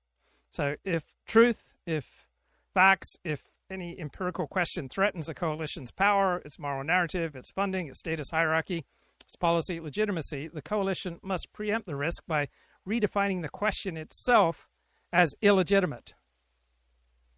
So you must pre-screen what might be studied. You have to redefine inquiry as harm. You have to call outcomes dangerous rather than false. You have to treat curiosity as a security threat. You have to substitute ethics boards for empirical falsification, and you have to substitute stigma for refutation. Right, so elites are not optimizing for truth. They optimize for narrative stability, status preservation, institutional trust, donor confidence, moral authority, and transitivity across their networks. Facts, uncontrolled discovery, chaotic speech could fracture all these. So it must be labeled unethical, irresponsible, extremist, misuse, disinformation, stigmatizing. Suppression is virtue. Right? These are all the patterns of pre-modern priesthoods and ideological states. And it's not because our elites are uniquely evil, but all legitimacy systems behave the same way when their core doctrine is threatened. So real science advances by allowing hypotheses to die. Alliance systems survive by preventing certain hypotheses from being born. Psychologist Diana Fleischman writes, "My favorite part of this article from the New York Times is where one of the researchers implies that her black and Hispanic participants can't read." Here's the quote from the New York Times. "Many of her study participants are black and Hispanic and are really the targets of these racist studies," Dr. Laird says. "I do believe that if we sat our families down and read them the studies, they would be upset. And in many cases, that is likely an understatement." Their papers have provided fodder for racist posts on social media and white nationalist message boards that have been viewed millions of times. Some of the papers are cited by AI bots like ChatGPT and Grok in response to queries about race and intelligence. On the social media platform X, Grok has referred users to the research more than 24 times this month alone. "It's evil," said Dr. Terry L. Jernigan, National Co-Director of the ABCD study and a neuropsychologist at the University of California, San Diego. "It's not just that the science is faulty, but it's evil, man. It's evil. I mean, what's more scientific than the label evil, right? That's like the essence of the scientific mindset. Okay, how does the pro-Israel lobby work? Right? It's a loose coalition of institutions and networks that try to keep Israel embedded inside the dominant Western alliance and keep Western elites emotionally and morally invested in Israel and its security. So the core function of the pro-Israel lobby is to preserve transitivity, so that if you're pro-America, pro-democracy, pro-West, then you should be pro-Israel. Break that link, Israel becomes isolated. So the pro-Israel network aligns Israel with U.S. foreign policy elites, Cold War anti-Soviet strategy, post-9/11 counterterrorism, liberal democratic identity, Holocaust memory, civil rights, moral language. This places Israel firmly inside the good guys coalition of the Western order. Support for Israel becomes a loyalty signal within Congress, think tanks, media, universities, evangelical churches, major donors, national security institutions. So Israel is the front line of the free world. Arabs and Islamism are the enemy. Anti-Semitism places you on the wrong side of history. Now, what's changed? The underlying alliance geometry has shifted. The Western elite coalition has fractured. Populists now distrust the national security state, NGOs, and interventionist foreign policy. Israel was long associated with those networks, so the moral language is flipped. Human rights, decolonization, and intersectionality now reclassify Israel from liberal democracy under threat to powerful white state oppressing a weaker people, white supremacist state. So this places Israel now on the wrong side of the progressive map.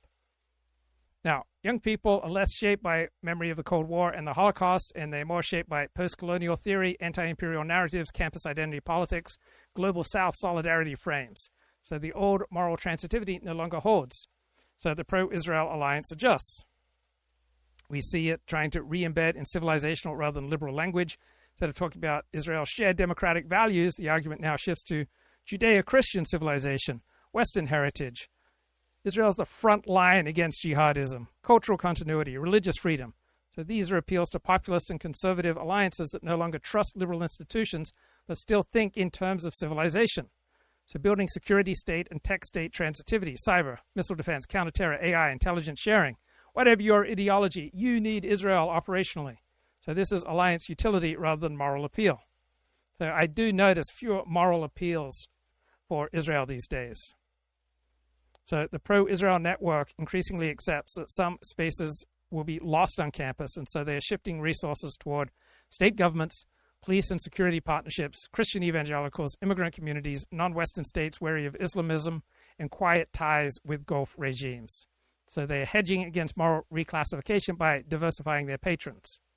So when a populist leader such as Tucker Carlson redefines the main enemy as the permanent foreign policy elite, endless war, interventionists, global institutional coordination, Israel has historically been framed as a central beneficiary of this system. The risk is alliance resorting. Israel moves from us to associated with the enemy. So the pro-Israel network wants to prevent that reclassification by separating Israel from neocon interventionism, reframing Israel as a small nation defending itself, emphasizing national sovereignty parallels, and downplaying liberal cosmopolitan NGO language. So the pro-Israel lobby is not primarily about controlling policy. It's about maintaining Israel's position inside the moral and strategic in-group of whatever coalition dominates the West. And when the ruling coalition changes, fractures, realigns, the Israel lobby's job is not just persuasion, it is alliance migration. It needs to keep Israel fused to those in power, avoid being trapped in losing coalitions, prevent Israel from being recoded as a symbol of the old elite rather than as a legitimate member of the new one.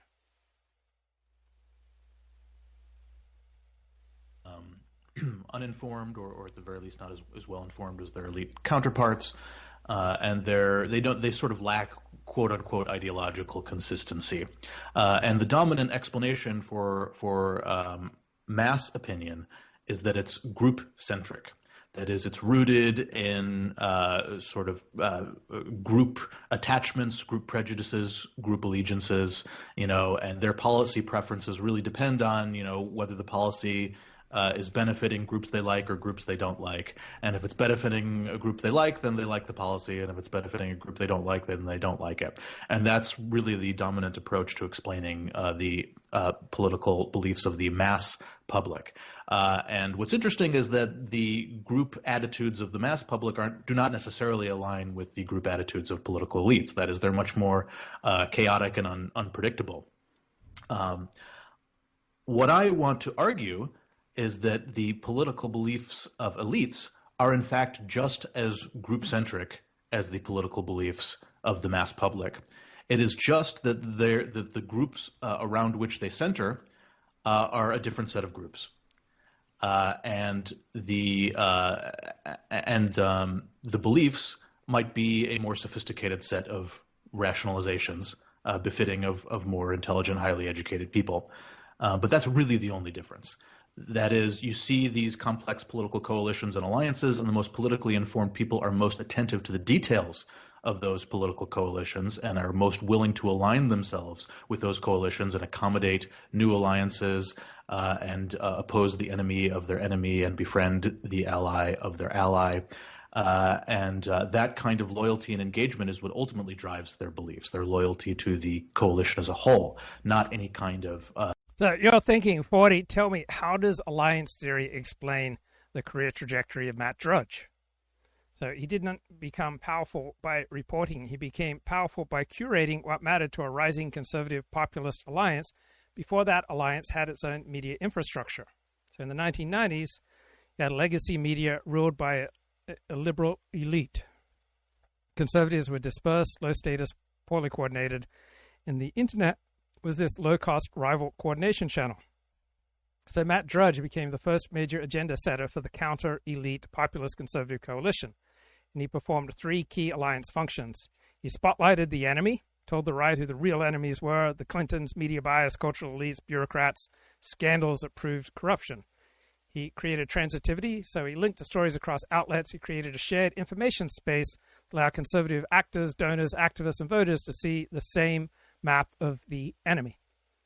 He beat institutions to narrative framing.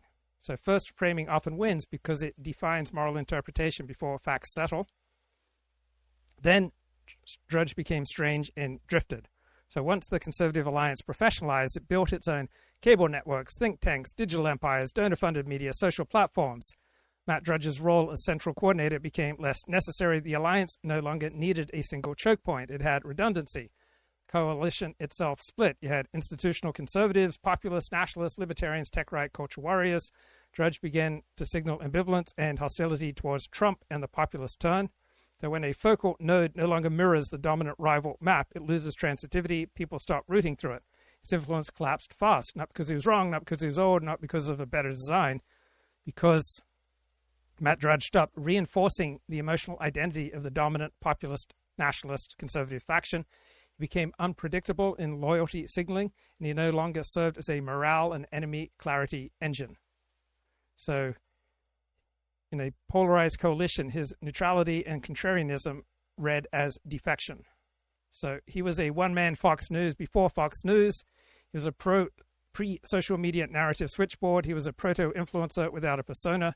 He was a central routing node for outrage and exposure. His decline came when the network no longer needed a router, and the router no longer clearly belonged to one side. So he was a lone actor who became indispensable to a rising coalition. He coordinated its perception of enemies and scandal. He became obsolete when the coalition built permanent institutions, and then he was abandoned because he no longer affirmed the group's identity. Matt Drudge was less of a journalist and more of an alliance accelerator. Abstract philosophizing. Usually the abstract philosophizing comes as a justification or rationalization for whatever serves the interests of their political coalition. So we've been focusing mostly on people here, but talking about the belief system. That corporate CEOs make millions of dollars a year, but they actually think apparent moral principle or moral authority and tolerance. And you could go through any feature you want to identify with, say, right-wing ideology or left-wing ideology. I go through three different proposed features in the paper: equality, authority, and tolerance.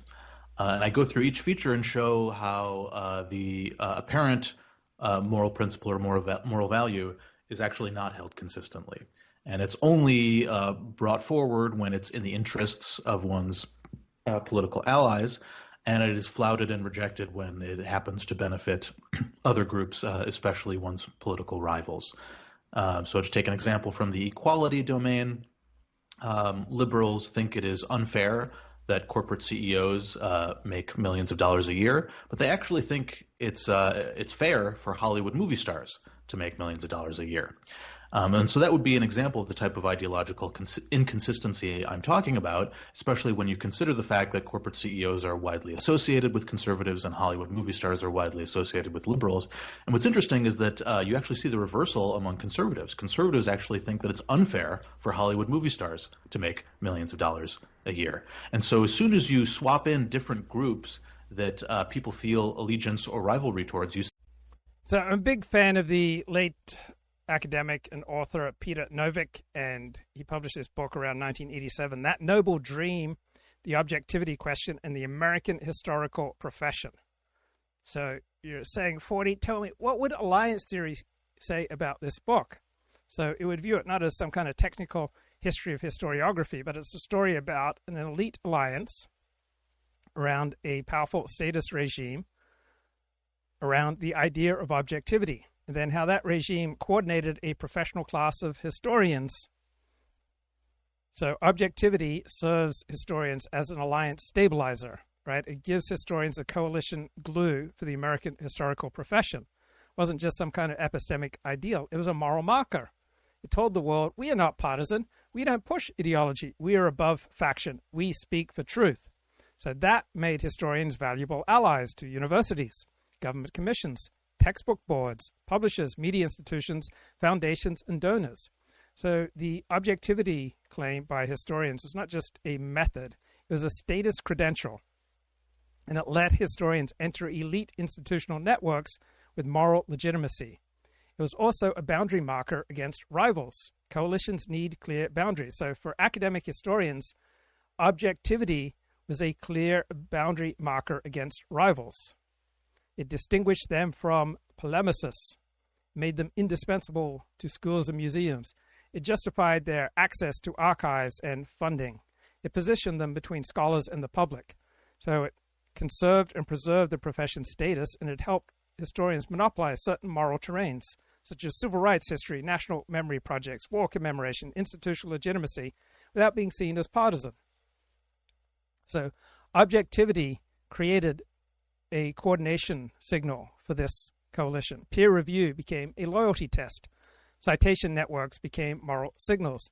Methodological debates became boundary policing. Disagreements were framed as procedural, not values-oriented.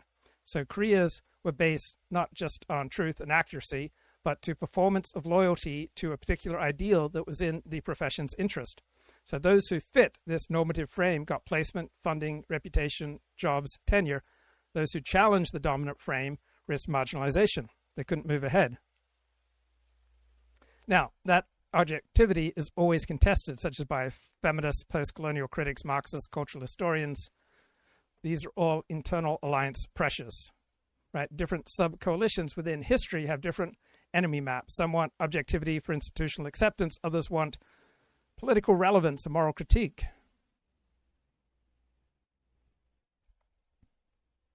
So this book is a case study of an elite status management project. Objectivity is the moral credential that granted historians entry into powerful networks and powerful amounts of funding. Challengers to objectivity wanted a different moral currency.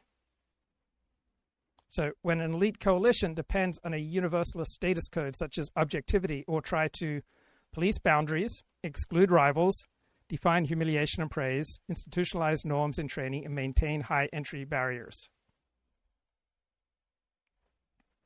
Now, the history profession was dominated by Anglo-Saxons, then some Catholics entered, and then some Jews entered, and very different attitudes toward populists between Jews and non-Jews. So particularly Southerners tended to have a neutral to positive frame on populism, while Jews tended to have a very negative frame on populism, because Jews thought that popular feelings are just too chaotic, too dangerous. Many of the leading Jewish historians fled Europe, fled the Nazis, and so it's just interesting how Southerners, Anglo-Saxons, tend to be much more neutral to positive about populism, while Jewish academics tend to be much more hostile. So the WASP elite tried to preserve its cultural ownership over the history profession, their moral authority, their gatekeeping rights, their aesthetic and temperamental norms, and their control of what counted as serious knowledge. So Jews were not just outsiders, they were competitors.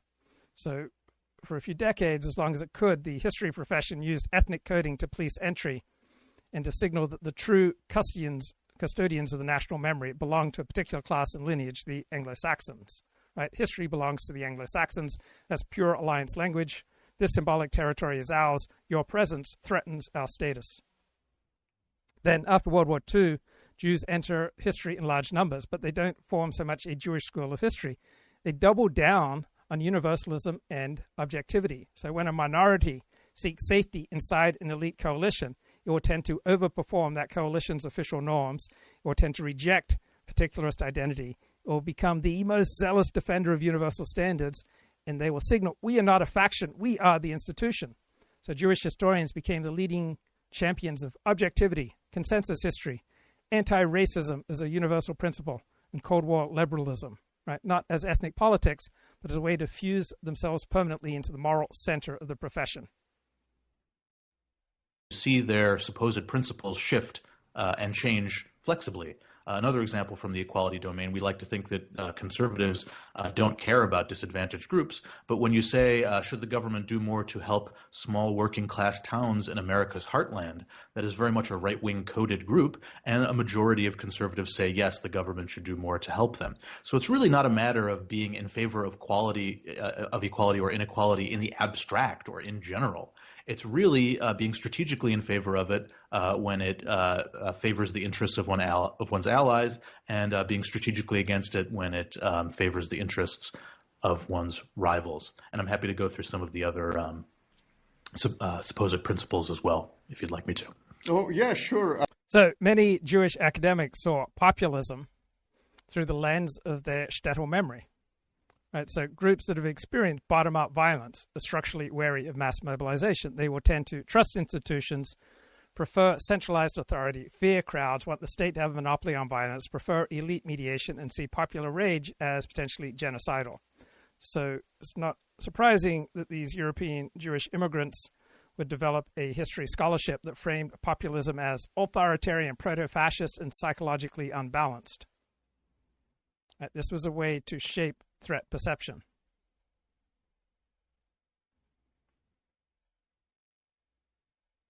I mean, I was just about to ask you, because there Republicans turned against, I don't know, the IRS, the CDC, the EPA, the WHO.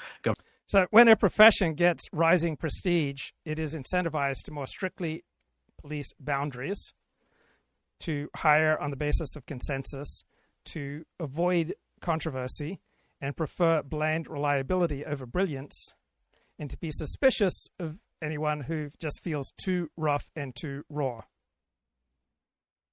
Right? It's also a way to maintain class boundary maintenance.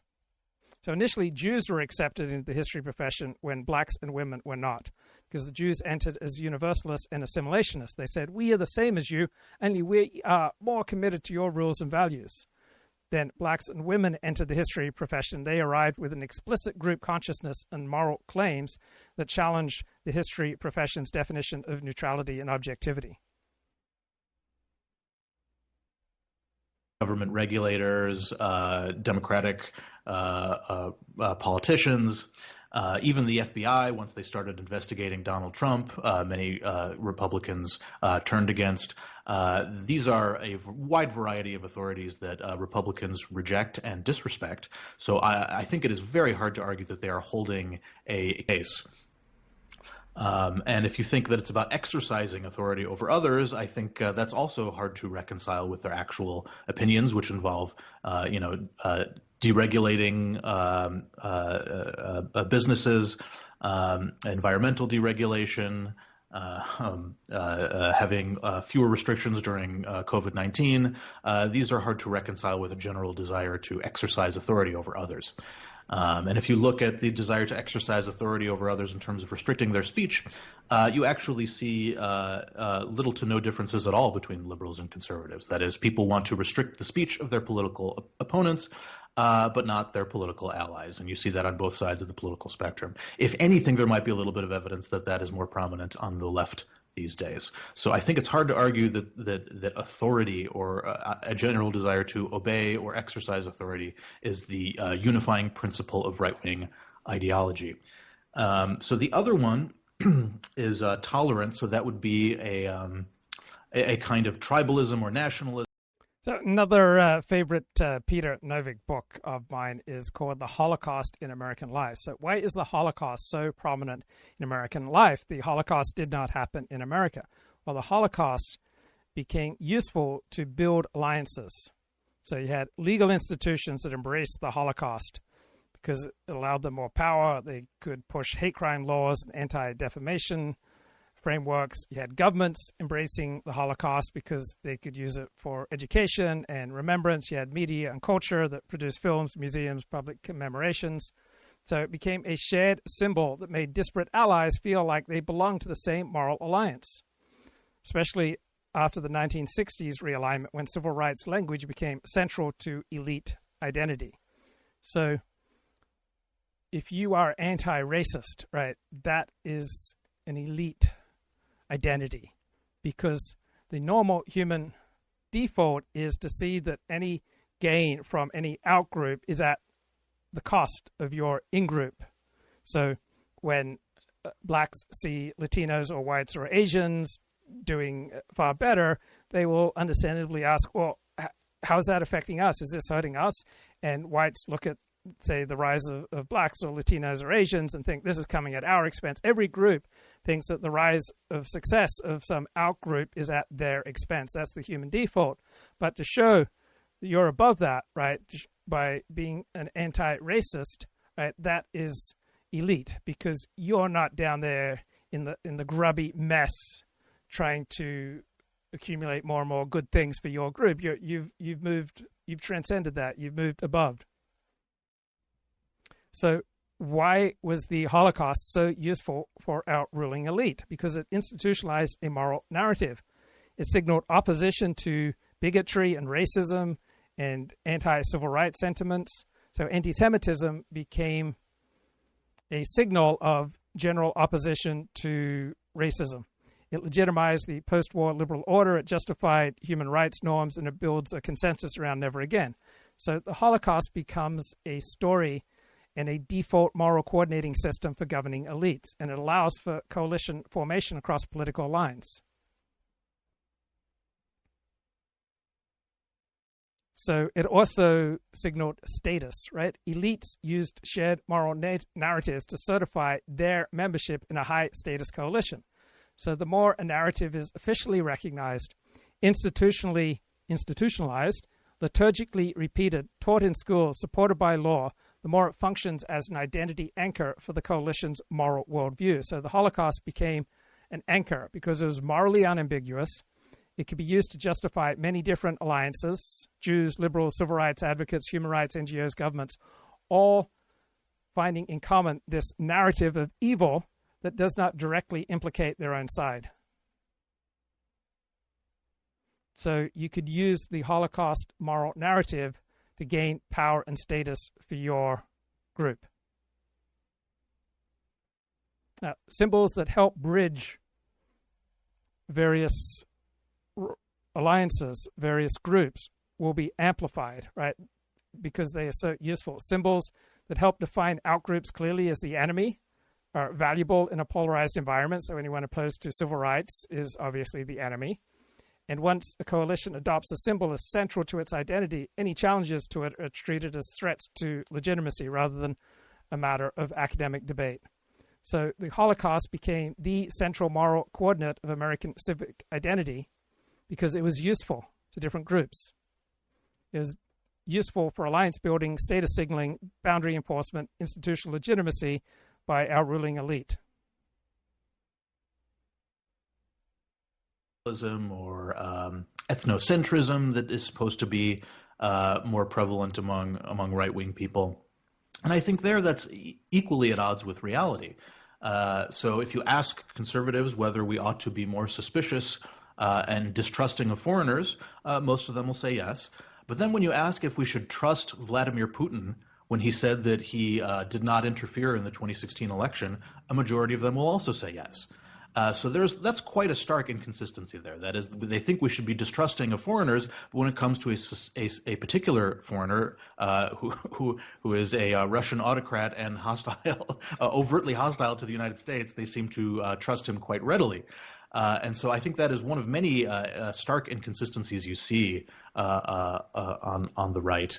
And I think I list a few other examples in the paper, but you could also see similar inconsistencies on the left. That is, the left will say that they value diversity and respecting the views of a variety of different groups, but in fact they disrespect the views of any group that is mildly associated with conservatives, so Christian fundamentalists, pro-life people, white people, men, wealthy.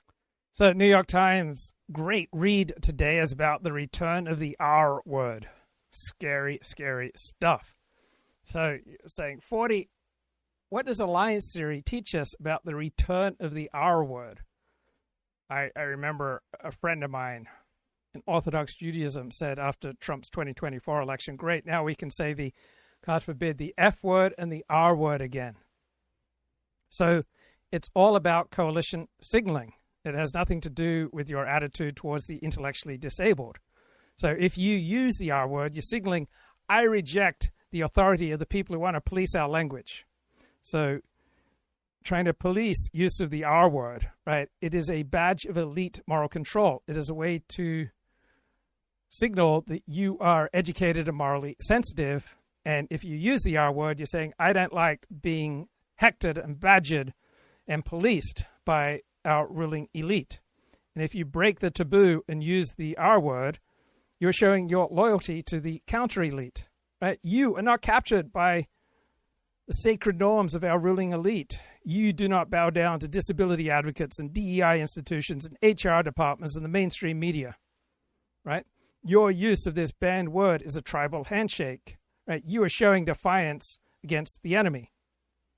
Now, you have highly visible people like Elon Musk using the term, so they create social permission for everyone below them. There was a sharp increase in usage of the R word after Elon Musk used the word in a post on X. And elites said this is normalization and boosting of hate content. Then the president uses it and produces an even larger spike. So now the MAGA coalition treats the taboo against the R word as illegitimate. And social media often rewards transgression. So a taboo word is high friction content. It provokes outrage, applause, quote tweets. Look at what they're saying now. It's a punchline. It gets attention.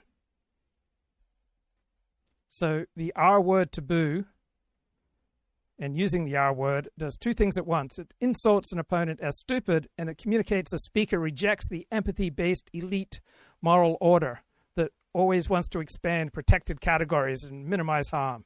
So it's a compact way to say, I'm done with all your stupid rules and speech policing, while also humiliating a target. So if the taboo continues to function as a coalition badge, usage will stay high inside that ecosystem, and calls to shame users of the R word will backfire because they will increase the value of the badge. So the R word return is not mainly about disability. It's about who gets to set the rules of speech in 2026 and which coalition is allowed to enforce these rules. Healthy business people, these days even pro-Israeli people. So the respect for diversity is actually pretty restricted to a list of groups that are left coded. Mm-hmm. And I mean, I'm not sure if what I'm about to say makes sense or not. Okay, so people use these a kind of mission statement to competing to capture people. If they like freedom, I bet you that most people will say, yeah, freedom's great. And so each party is basically competing to capture the positive vibes of freedom to mobilize support for their side. But whether each side actually consistently holds the principle of freedom is a different question, and I think the answer to that question is no, they don't. What they're trying to do is use freedom as a kind of mission statement to associate their political coalition with positive vibes. But I don't think it represents a coherent and principled philosophy, because if it were, you would see each side, valuing freedom in all cases. But that is not what you see. Another example of this kind of competition for positive and negative vibes, I think, is really clear in the abortion debate.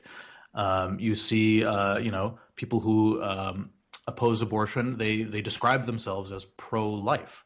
That is, they're trying to paint themselves as the group that values life, right? They're trying to put a positive spin on their view, and in the same way, people on the pro-choice side are trying to claim the mantle of freedom, that a woman should have the right to do what she wants with her own body. So, what is the use of the N-word from an alliance theory perspective? It is a boundary marker. It's a social tripwire. It instantly reveals which coalition you are loyal to and which coalition you reject. So it is a high voltage in-group marker. So within black communities, use of it can function as an in-group solidarity signal. It says we share history, vulnerability, and mutual protection. And any outsider who uses the word are attempting to enter a protected alliance space without membership credentials. It's a boundary violation.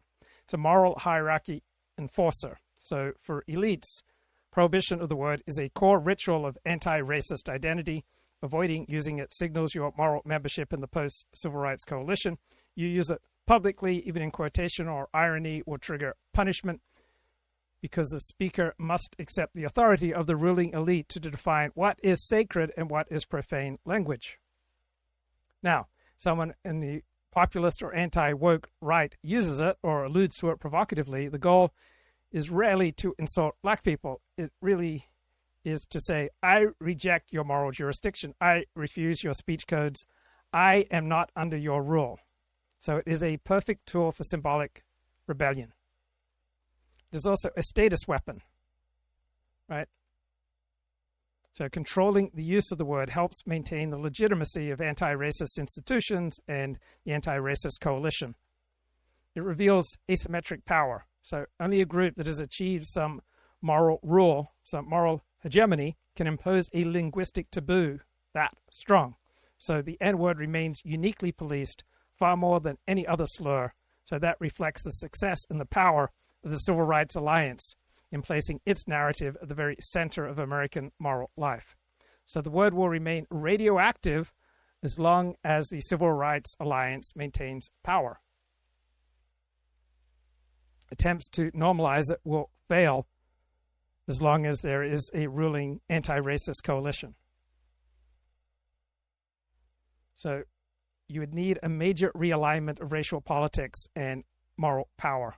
and a change in the ruling elite before you would see changes in how the word is treated, who is allowed to say it, and what should be the penalties for using it.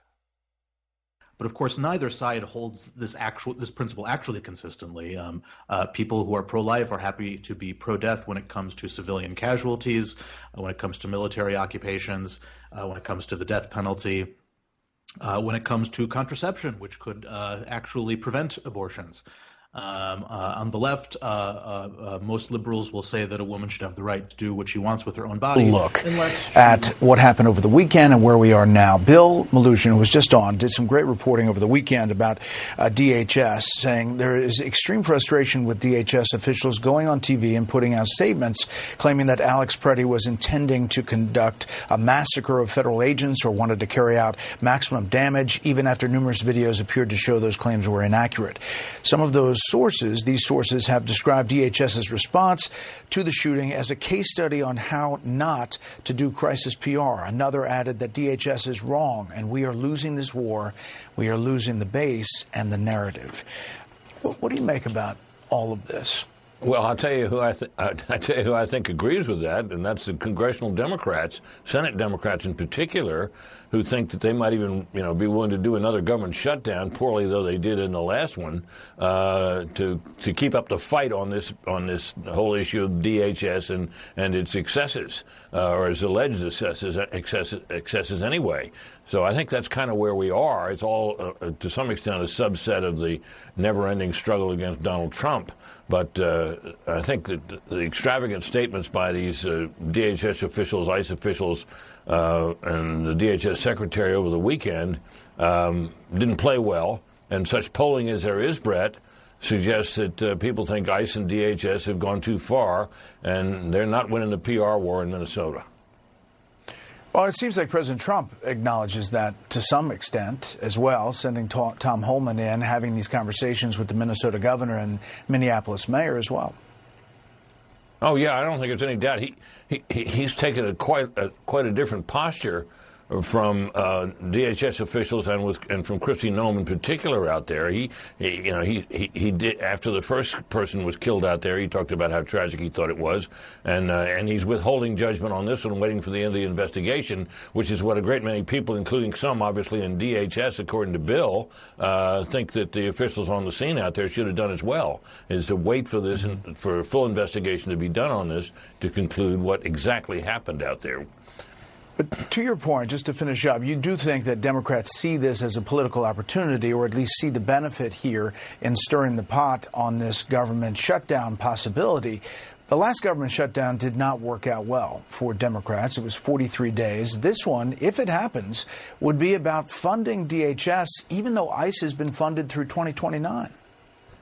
Yeah, my thought about that is that the last words that Bill Malugin spoke there about the parts of that agency that would be affected, FEMA and the Transportation Department are a good example of, or at least that part of the Transportation Department would be affected by that.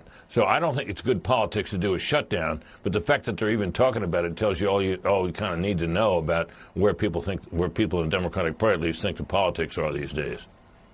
Yeah, and we'll see what the polls show us as well in coming days. Britt, as always, thank you.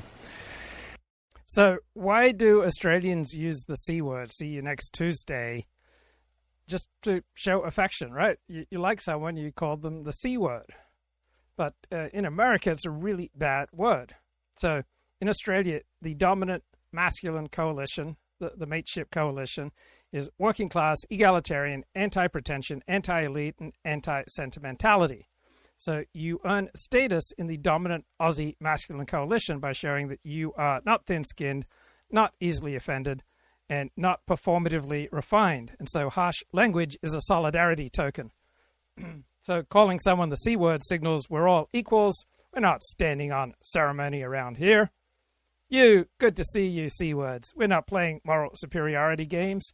We are all inside the same rough, trust-based in-group.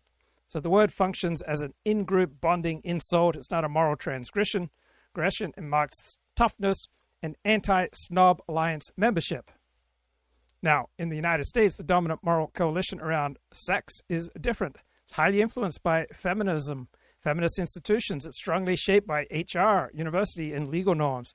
It's focused on protecting historically vulnerable categories, and it is heavily invested in language as moral regulation. So the same word is encoded not as a form of rough camaraderie, but as sexual degradation, historical misogyny, threat signaling, power asymmetry. It is a boundary violation token. It's not a bonding token. Using it signals that you reject the moral authority of the Gender Equality Coalition. It doesn't show that you're friendly to equality. So words become taboo or casual based on who wields power, who is morally protected, which groups control institutional enforcement, what type of masculinity is high status, is solidarity demonstrated through toughness or through care. So Australian elite culture has never fully moralized speech around sex the same way that Anglo-American academic and corporate institutions do. So even the Australian elite alliance system still prizes mateship, thick skin, mockery as a form of bonding, anti-hierarchy talk, and status leveling through insult. By contrast, the US elite alliance prizes emotional safety, symbolic inclusion, language purity, moral signaling through restraint. So the same word, the same see you next Tuesday word in Australia means you are one of us. In America, it means you are attacking a protected class and you reject the moral order. So the offensiveness of a word is not inherent. It is a product of which coalition controls moral prestige and which violations signal loyalty versus hostility. So the C word is acceptable where rough egalitarianism is the core alliance virtue. It is taboo where moralized protection and institutionalized sensitivity rule.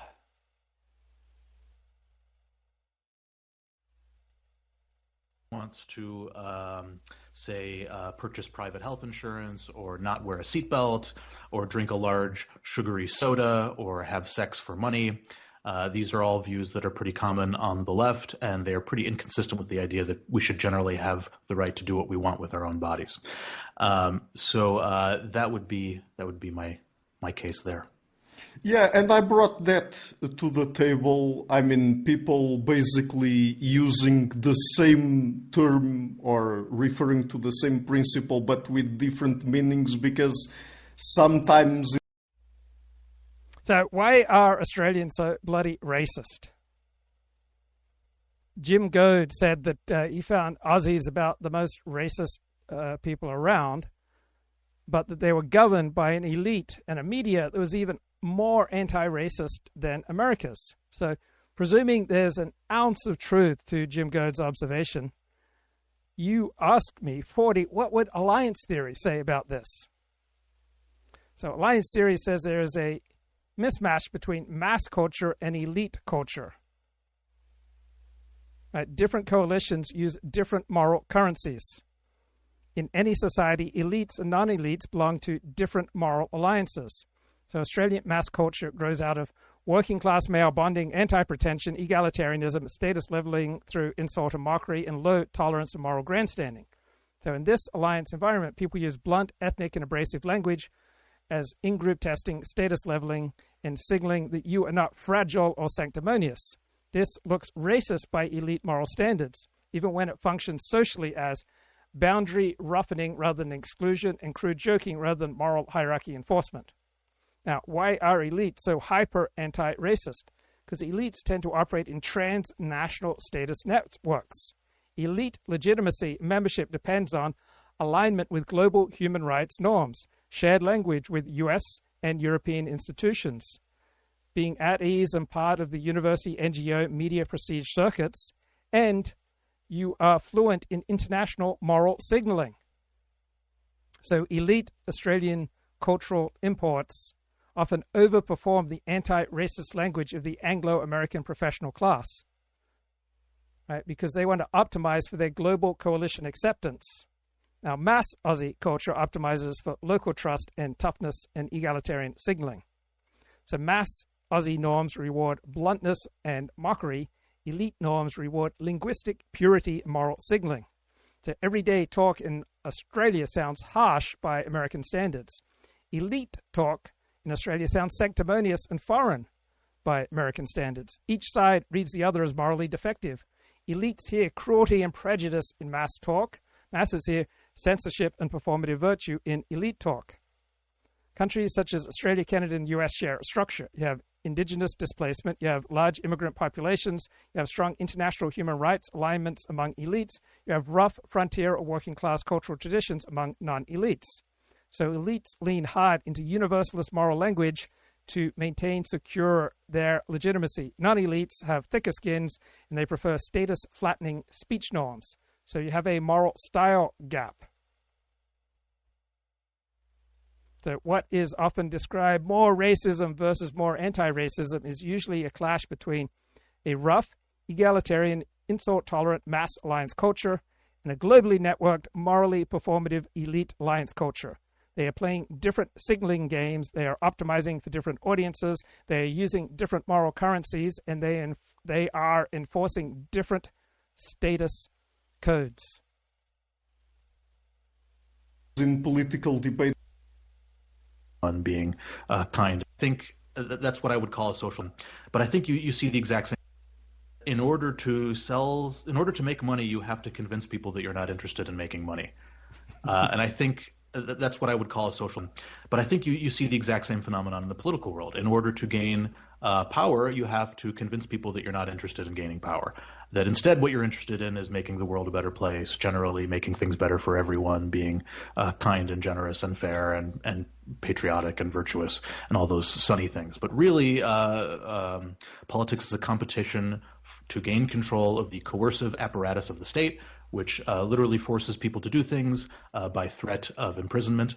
And that is a scary thing. And nobody has ever gained power by saying that that's what they want.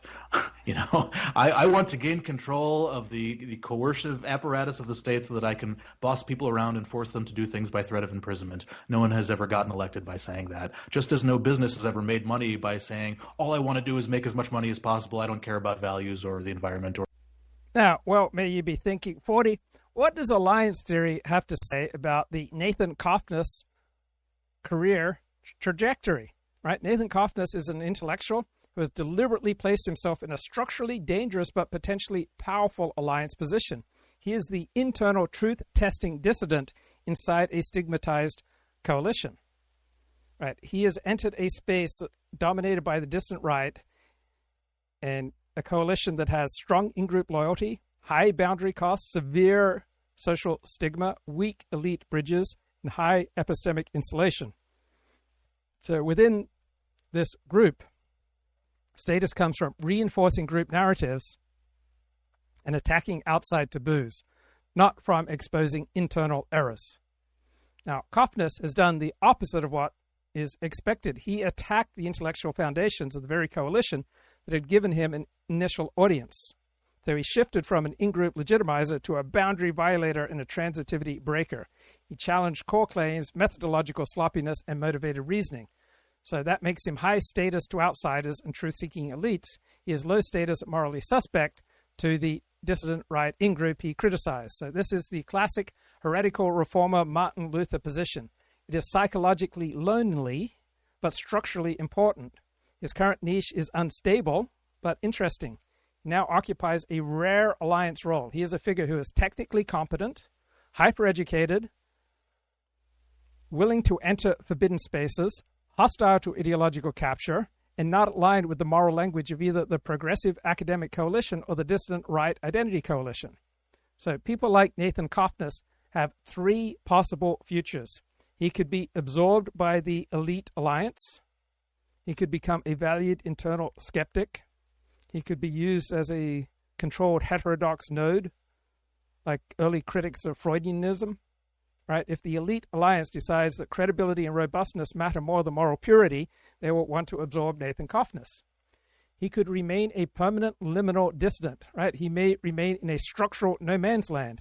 He may be distrusted by the populist right for debunking their cherished claims. He will be distrusted by the left for even touching certain topics. This is the fate of many truth-oriented boundary crossers. They become intellectually respected but institutionally marginal. Think of people who are right too early and in the wrong moral climate. Third possibility, he may become an alliance entrepreneur. Right? His work may become valuable. He could become one of the figures who kills off discrediting ideologies and creating space for a new coalition. He may gain prestige even if he never gains mass popularity. So Nathan Cofnas is not optimizing for mass following, mass loyalty, identity affirmation, donor comfort, platform safety. He optimizes for truth, epistemic coherence, internal consistency, and status among a tiny but highly competent audience. So the Nathan Cofnas audience will always be tiny, but potentially highly influential in elite realignments. So his danger and his opportunity are the same. Nathan Cofnas threatens existing alliances by telling them uncomfortable truths. He becomes valuable when alliances need to clean house. So right now he's marginalized, he's under suspicion, he's attacked from all sides. In the medium term, he may develop niche authority among heterodox scholars and serious journalists. Long term, he may be absorbed into the elite as a useful skeptic, or he may stay an outsider with high intellectual but low organizational power. So he's structurally positioned not to lead a movement, but to invalidate a movement's false self-conception, which is often more important looking back in history than in founding new movements. Or whatever. So I think we have these social paradoxes, these tensions in our mind that in order to pursue our goals, we cannot admit the goals we're pursuing. And I think we can't even admit them to ourselves a lot of the time. I think a lot of people at Starbucks would probably believe their own bullshit, that they really are trying to inspire and nurture the human spirit. And I think most committed partisans and ideologues also believe their own bullshit, that they really are trying to pursue this impartially altruistic vision to better humanity in the world. But when it comes to the social dynamics themselves, so for example, things like social identity, and you are also trying to reframe, for example, social identity theory, the idea that we have an in-group and we have an out-group, and it's a monolithic in-group and against a monolithic out-group, and they're fixed and they stay the same, and we do things and believe things to make us feel better about our in-group, to enhance our self-esteem, and we do things that make the out-group look worse to enhance our self-esteem. That is the vision coming out of decades of research in social psychology. I think that vision is deeply flawed for a number of reasons. For one thing, if you actually look at the group dynamics in small-scale hunter-gatherer, forager societies, it is nothing like the monolithic in-group against the monolithic out-group. It is. So how does alliance theory explain Ben Shapiro's career success, right? He is a high-status bridge node between two conservative alliance systems that usually distrust each other, the populist mass right and the professional credentialed elite. So he emerged as a prodigy at UCLA and Harvard Law School. He demonstrated high IQ, elite education, Jewish religious seriousness, constitutional originalism, and media competence. He was an elite legitimacy provider. He reassured donors, lawyers, parents, and institutions that the conservative coalition had smart, articulate, morally serious representatives who could fight on prestigious terrain. At the same time, he mastered populist signaling. He clearly named the enemy. He went after universities, the left, media, Hollywood, and wokeness. He provided emotional clarity and moral absolutism without vulgarity, emotional clarity without demagoguery, religious conviction without sectarianism. So he could be trusted by the populist base and by the establishment and the donors. Right, the Daily Wire, his creation is an alliance infrastructure. He's not just a pundit. He builds an institution. He moved from performer to coalition organizer. So the Daily Wire provides narrative synchronization, boundary policing, elite respectability, youth recruitment, donor confidence, and culture counterproduction. It is a full-on alliance reproduction machine. He gives not just commentary, but films, content for children, educational material, celebrity recruitment. He has shifted from arguing politics to building a parallel moral civilization. Initially, he opposed Trump, but then when the mass Republican coalition sided with Trump, then Shapiro chose to follow them. He kept up certain procedural criticisms of Trump's behavior while fully realigning with the populist right. So he was able to preserve elite trust and restore trust from the base. Very few figures pulled that off. So he occupies a rare structural niche. He's not an academic, he's not an activist, he's not a party operative. He's a coalition legitimizer with mass emotional access. So he reassures parents that conservatism is smart and decent. He reassures donors that it is institution ready. He reassures religious Jews and Christians that his way is morally grounded. He reassures young men who want combat and fearlessness. So Ben Shapiro is hard to replace because he connects religion to secular politics, populism to professionalism, outrage to argument, mass identity to elite respectability. So he has survived the populist revolution instead of being swept aside by it. So his career is built not on being right, fast, witty, clear. Right, he is a reliable bridge between the conservative movement's emotional base and its institutional aspirations and the donor class. It is very much complex strategic rivalries occurring within groups. They're constantly fissioning and fusioning. They're called fission-fusion societies, literally. Like they have small bands of around 20 or 30 people, and then they form larger groups, and then they split apart. And so it's much more complicated and dynamic than the picture of one tribe on one side of the river and another tribe on the other side of the river. I think we are much more politically savvy and sophisticated than this kind of caveman tribalism that has come out of. So how did Charlie Kirk become so successful? According to alliance theory, he became a central, indispensable node in the conservative coalition, especially among young people.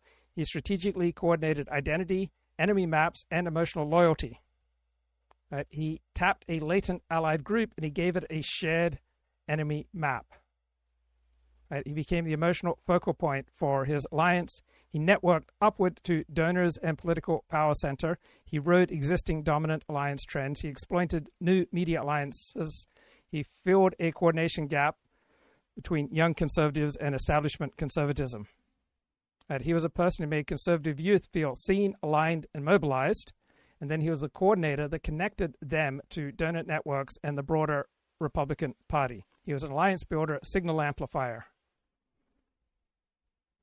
Now, who could succeed Charlie Kirk? It'd be someone who could signal, we are one side and these are our enemies. Someone who can emotionally bind a base of young conservatives and then bridge that base to donors, institutions, and power.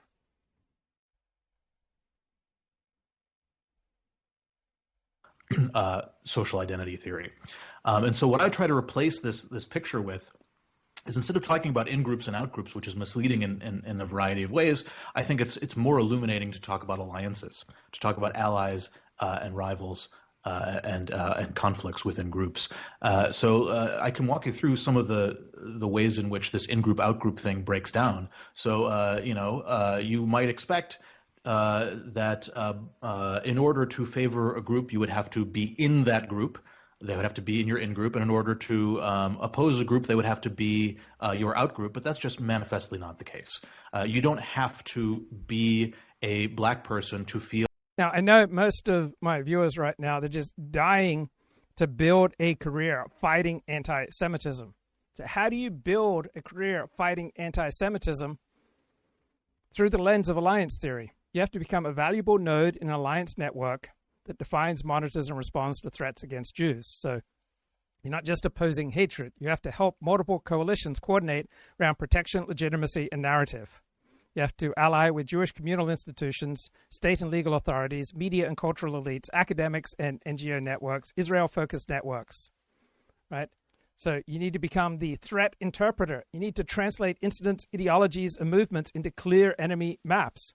Who is doing this bad thing? Why now? How it fits into larger patterns? What it means for community safety and politics? You need to become the legitimizer. You have to frame Jewish particularist concerns in universalist moral and legal language that allies can act on without reputational risk. You have to ally and connect yourself with civil rights, hate crime laws, democratic norms, minority protections. You have to become a bridge builder. You connect Jews to non-Jewish allies who can provide protection, resources, and political backing. You have to connect with police chiefs, university presidents, mayors, corporate leaders, editors. You become the boundary enforcer. You name when rhetoric or movements cross from criticism into demonization or exclusion. You turn diffuse anxiety into organized response. You organize training, security planning, advocacy campaigns, coalition statements, court cases, legislative action. You become institutionally embedded.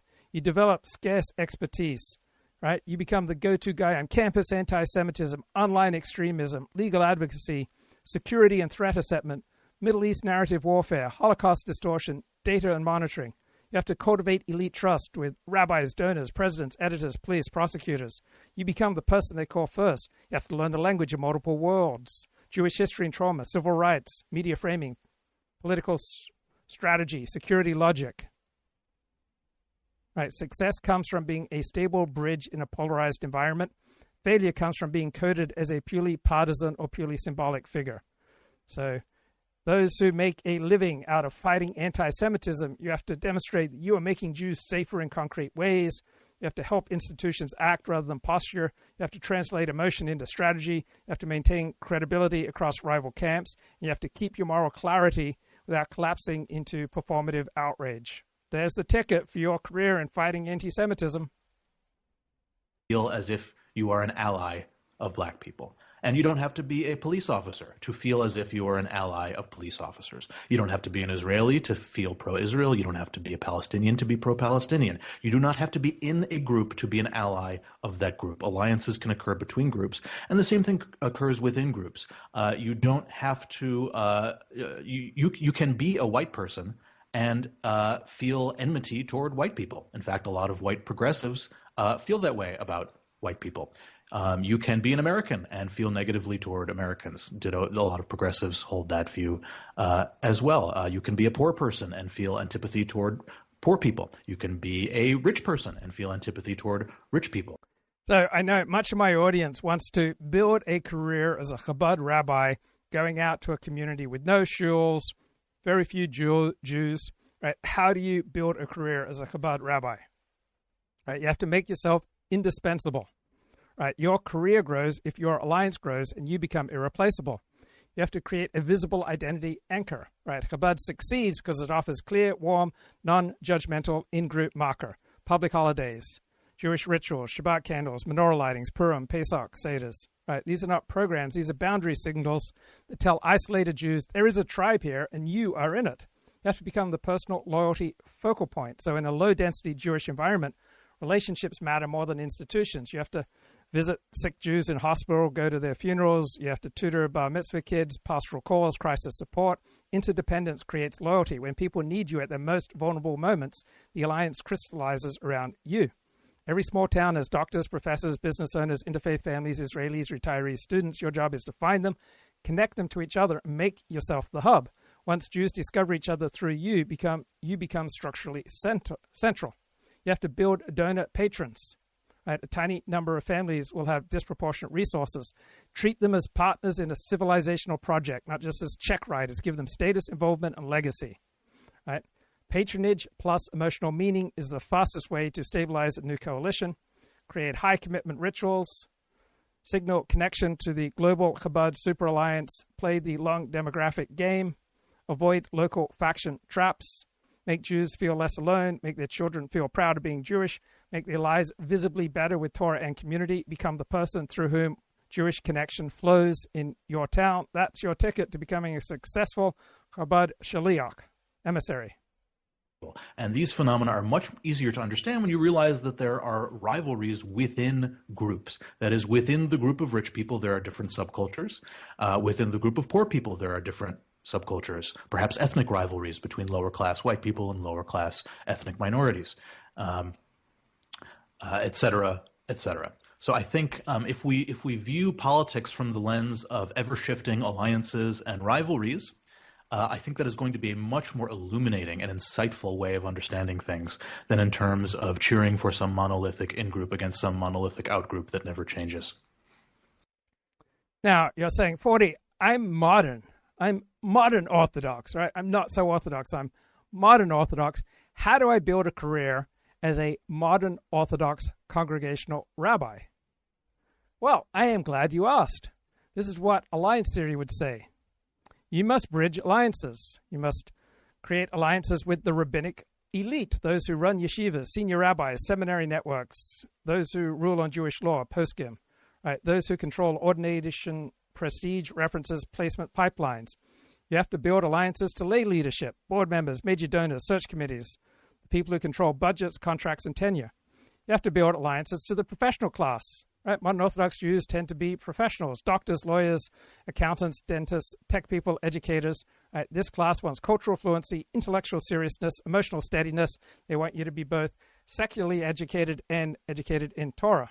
You have to build alliances with youth and families, schools, camps, gap year alumni, young couples. Right? They determine the community's future and energy. You have to build alliances with Israel and the wider Jewish world. Right, you have to become a reliable bridge. You have to be able to speak yeshiva Hebrew and boardroom English. You have to have depth with Jewish law and emotional intelligence. You have to have tradition and competence. Right, you have to translate between worlds. You have to signal loyalty without rigidity. Right, you are loyal to halakha, Jewish law, and you are open to the best of modernity. You are clearly inside the Orthodox boundary, but you do not threaten the professional class with sectarian intensity. You have to build elite patronage early. Right? You have to master pastoral presence. You have to control the moral temperature. Right? Do not let political, religious, or generational factions define each other as enemies. You are the one who preserves the sense of one people in one shul. You have to protect institutional legitimacy, respect process, work with boards, avoid humiliating lay leaders, maintain discretion, keep the interpersonal, factional drama low. What will derail your career? Publicly humiliating donors or board members, signaling contempt for the professional class, aligning too tightly with one faction in your shul, undermining senior rabbinic authority, neglecting pastoral availability, letting your personal ideology override coalitional stability. What will build your career? Your calming crisis. You have clear halakhic authority and human warmth. You're intellectually serious without being arrogant. You're loyal to the community. You're honest with people. And you have the ability to bless rather than to polarize. So you can succeed as a modern Orthodox congregational rabbi if you are a moral anchor, a boundary keeper, a bridge between Torah and modernity, a trust node between elites and families, a stabilizer in moments of fear and change. So you don't rise by being the most radical, the most brilliant. You rise by being the one that everyone feels safe with. And when it comes to the alliances, be less likely to have conflicts and disagreements. The easiest example of this is if allies speak the same language, they're going to have an easier time working together.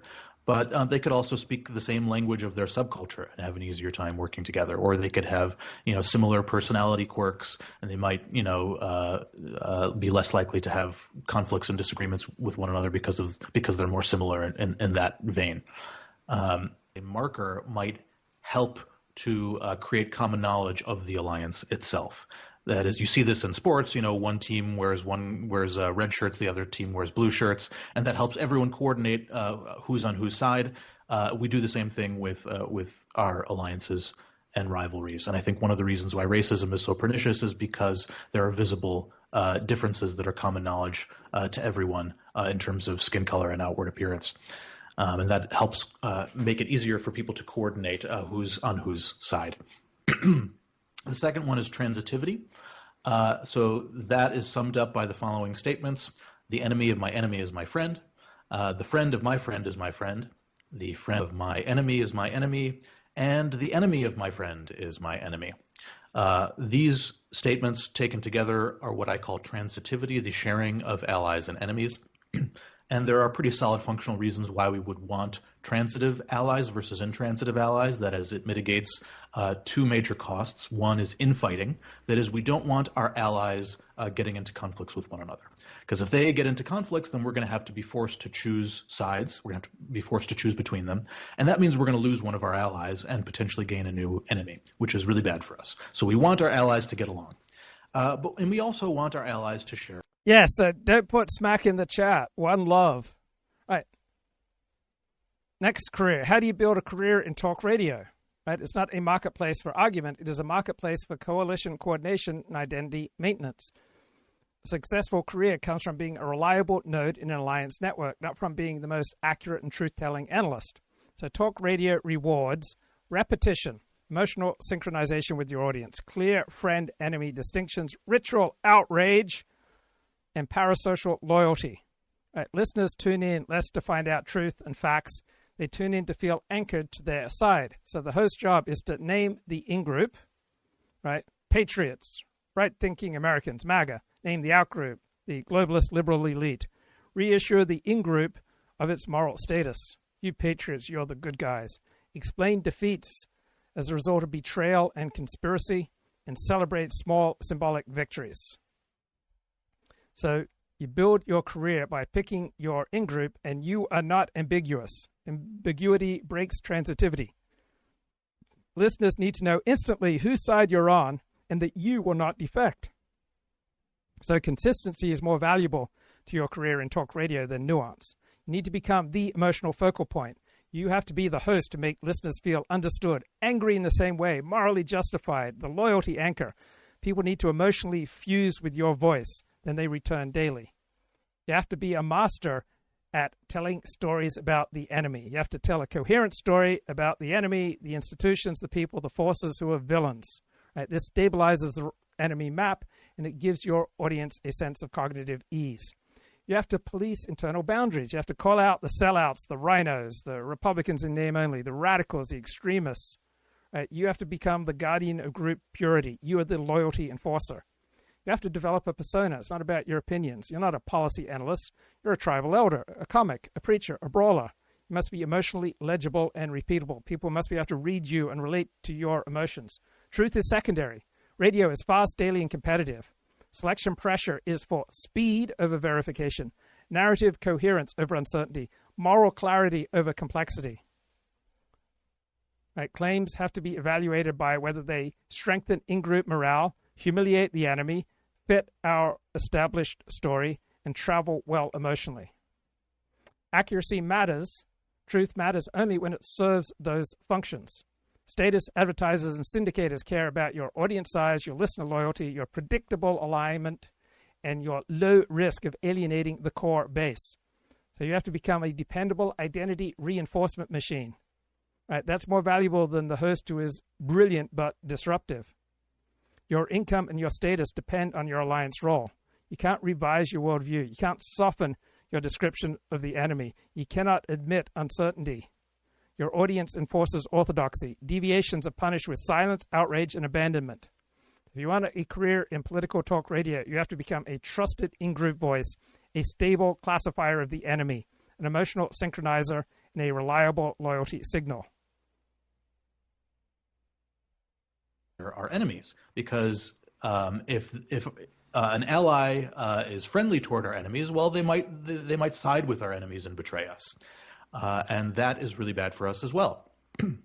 So for that reason, we really we look to transitivity when deciding who we want to ally with and who we don't. And we also try to accommodate new allies by peace process, by being transitive with. Trilateral meetings in Abu Dhabi, Russia, Ukraine, U.S. Zelensky touts constructive trilateral talks in Abu Dhabi. Putin aide Yuri Ushakov said the extremely frank discussions lasted roughly 4 hours, included U.S. officials updating Moscow on their recent conversations with Ukrainian and European leaders. Territorial issues remain a key obstacle in the negotiations, with Moscow pressing Kyiv to relinquish parts of eastern Ukraine's Donbass region that Russian forces do not fully control. Back with the panel, starting there. Meredith, we've heard this song before. We have. I do think that these trilateral talks, this was the first time this has happened since Russia invaded Ukraine. And it does seem that some progress was made. At the very least, they've agreed to that they need to have some sort of compromise and come to an agreement. But that territorial issue remains outstanding. We did hear Ukrainian President Zelensky say that they have a security agreement with the U.S. That's yet to be seen or signed, but at least it is a step forward. They're going to be meeting again next week. But the optimist in me sees this as progress, but the pessimist also sees that this could be a tactic by the Russians simply to evade sanctions that Trump has threatened. Yeah, and that was Senator Shaheen's point, Guy, about putting the squeeze on. There are multiple bills up there, including Lindsey Graham's, to really sanction those who do business with Russia, and whether that's going to happen or not. Right, because it feels like we're spinning our wheels. I am sure President Trump genuinely wants to help shepherd this war to a conclusion, but it's a war that was started by Russia. It is maintained by Russia, and Russia doesn't seem to be terribly interested in getting out of it, constantly making all these demands, agreeing to talk. The Ukrainians are like, hey, yes. Here's our answer. Yes, we want peace. Here's a security agreement. Of course, they have their own issues, but they are not the obstacle to this. And until the status or the calculation changes inside the Kremlin, and Putin thinks that the status quo is no longer acceptable, which it has been for years now for him, I don't know where things actually change, and maybe really biting sanctions would be something that would change his thinking, potentially. Speaking of changing thinking, the situation with Iran, the U.S. military is now getting into position and a lot more assets in the region. The president saying Iran wants a deal. U.S. Armada arrives. He declined to discuss the options presented to him by his national security team or which one he prefers. At the same time, if we put up that quote, they want to make a deal. Speaking about the Iranians, I know so. They called on numerous occasions. They want to talk. Possible, Kevin? It is possible. I think, as we've talked about this before, Brett, one of the motivating factors. How do you build a career as a right-wing pundit? Right? It's not about being correct, accurate, truthful, original, or even persuasive. It's about finding and occupying a valuable alliance niche in a polarized coalition and then signaling your loyalty, your usefulness, and your distinctiveness to that coalition. So in a polarized environment, audiences do not seek truth, clarity, information. They want alliance reinforcement. They want confirmation of who the enemy is, validation of their own superior moral status. They want narratives that explain their group's humiliation and the threats that it faces, and they want voices that sound like one of us, but smarter. So a successful right-wing pundit is not a truth broker. He is an identity coordinator and boundary enforcer. So he needs to name the enemy. Has to excel at identifying enemies and outgroups and betrayal. Media, universities, bureaucrats, NGOs, globalists. Status comes from sharpening the enemy map and making it emotionally legible. Right-wing pundit needs to become the legitimizer, provide the historical, legal, and philosophical justification for whatever it is that the base feels. You have to translate their anger into serious moral language so elites and donors can align with it without shame. You have to become the boundary policeman. You have to attack defectors and heretics, the never-Trumpers, the moderates, the rhinos, the compromisers. This raises in-group cohesion and makes you indispensable as a loyalty signaler. You have to become the bridge figure. You have to speak to the base and to the institutions. You have to reassure donors, courts, media, and foreign allies while keeping populist credibility. How does the money flow in? Audience attention, subscription loyalty, donor patronage, platform indispensability. Can't be peripheral, ambiguous, or easily replaced. You have to have a clear identity, a predictable alignment, an emotional reliability, a distinctive voice. Truth is secondary. Truth doesn't have any value in high conflict coalitions. What matters more is, does this help us? Does this hurt them? Does this make our side feel stronger, smarter, more superior, and more justified? Accuracy and truth is rewarded only when it serves those functions. When it doesn't, it must be deprioritized. Polarization will help your career. Polarization raises the demand for daily narrative coordination, moral reassurance, ritual outrage, identity maintenance. There's a permanent market demand for pundits who can speak with moral certainty, project courage, name taboos, name the enemy, and perform defiance. The more intense the alliance conflict, the more valuable such performers become. Now, once your status and income depends on your position in the coalition, you lose freedom. You cannot revise your map of the enemy. You cannot soften boundary lines. You cannot question core narratives. Your audience is your enforcement mechanism. The right-wing pundit who makes it is not just monetized, he is structurally captured by his audience. So to make a living as a right-wing pundit, you must become a trusted emotional node, a reliable classifier of the enemy, a status-enhancing voice for your side, inside a polarized coalition. Truth and originality may be useful, but only if they aid people feeling superior to their enemy. Behind this president is when he sees innocents massacred, whether they be on the streets of Kyiv, women and children, in Syria, and certainly in Tehran and the surrounding provinces and all provinces across Iran. That is certainly a motivating factor for this president, obviously with the repositioning of the Lincoln now in the vicinity, as Jennifer Griffin just reported. But, you know, it is anyone's guess what kind of military options are really in place. We saw a decapitation campaign, certainly, obviously, with Maduro in Venezuela. It's a bit more complicated in a country much more larger by population and size as to what those military options include. But I do think the president should be motivated and is motivated to act, especially if we see upwards of 30,000 innocent Iranians slaughtered by this regime. So just a little flashback. Remember when the foreign minister came here on Special Report? Take a listen. So, well, you ask, 40, how do I get ahead in academia? What does alliance theory have to say? Well, your academic career is not built on discovering truth. It is built on successfully navigating, signaling, and climbing within alliance networks that control prestige. You need to be central to the power coalition. You don't need to be right. Every field has a dominant alliance made up of prestige departments, top journals, grant agencies, senior scholars, conference gatekeepers, editorial boards. So this alliance defines what questions are important, what methods are legitimate, what counts as rigor, what moral posture is acceptable, what language signals moral seriousness. So optimizing for truth is not going to advance your career in the academy. You need to optimize for transitivity. You need to ensure that your advisors' allies become your allies, that your citations align with those who have power, that your work flatters and extends dominant frameworks, and that your conclusions do not threaten your coalition's moral self-image. Publishing is an alliance ritual. Your paper is not just an argument, it is a loyalty signal.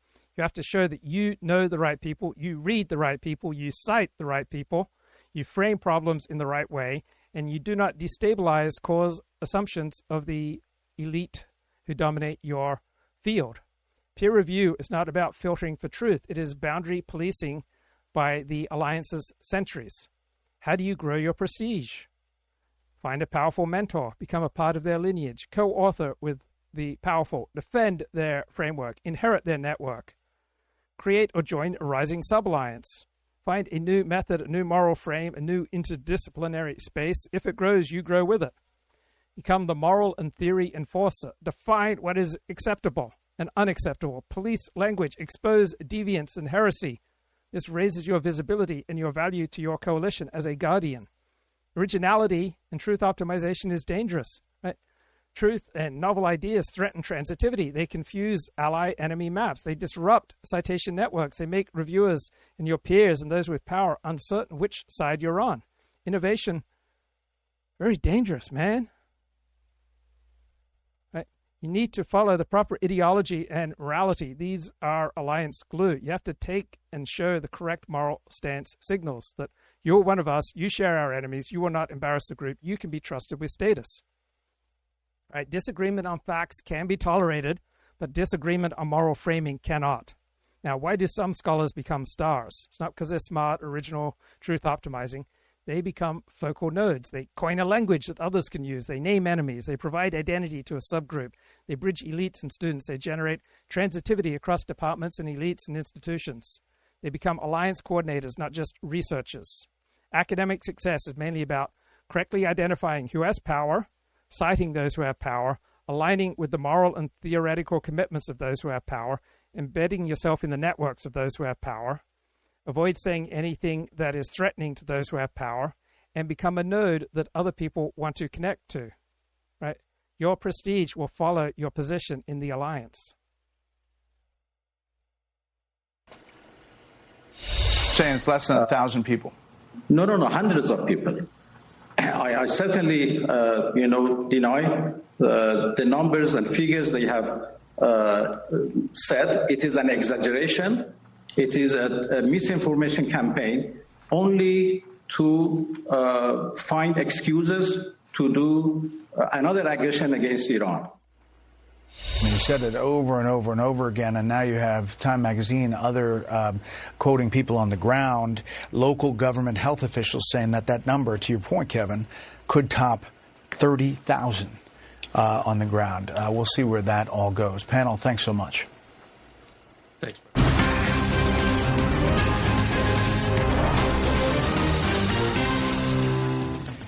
Finally tonight, a special day.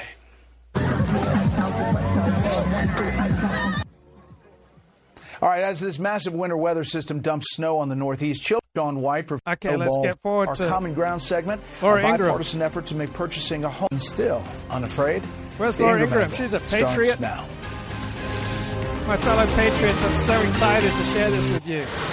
It's the Ingraham Good Angle. evening, everyone. I'm Laura Ingraham. This is the Ingraham Angle from a chilly Washington tonight. More chaos in Minnesota after another deadly Border Patrol involved.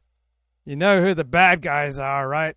Anyone in opposition to our beloved president.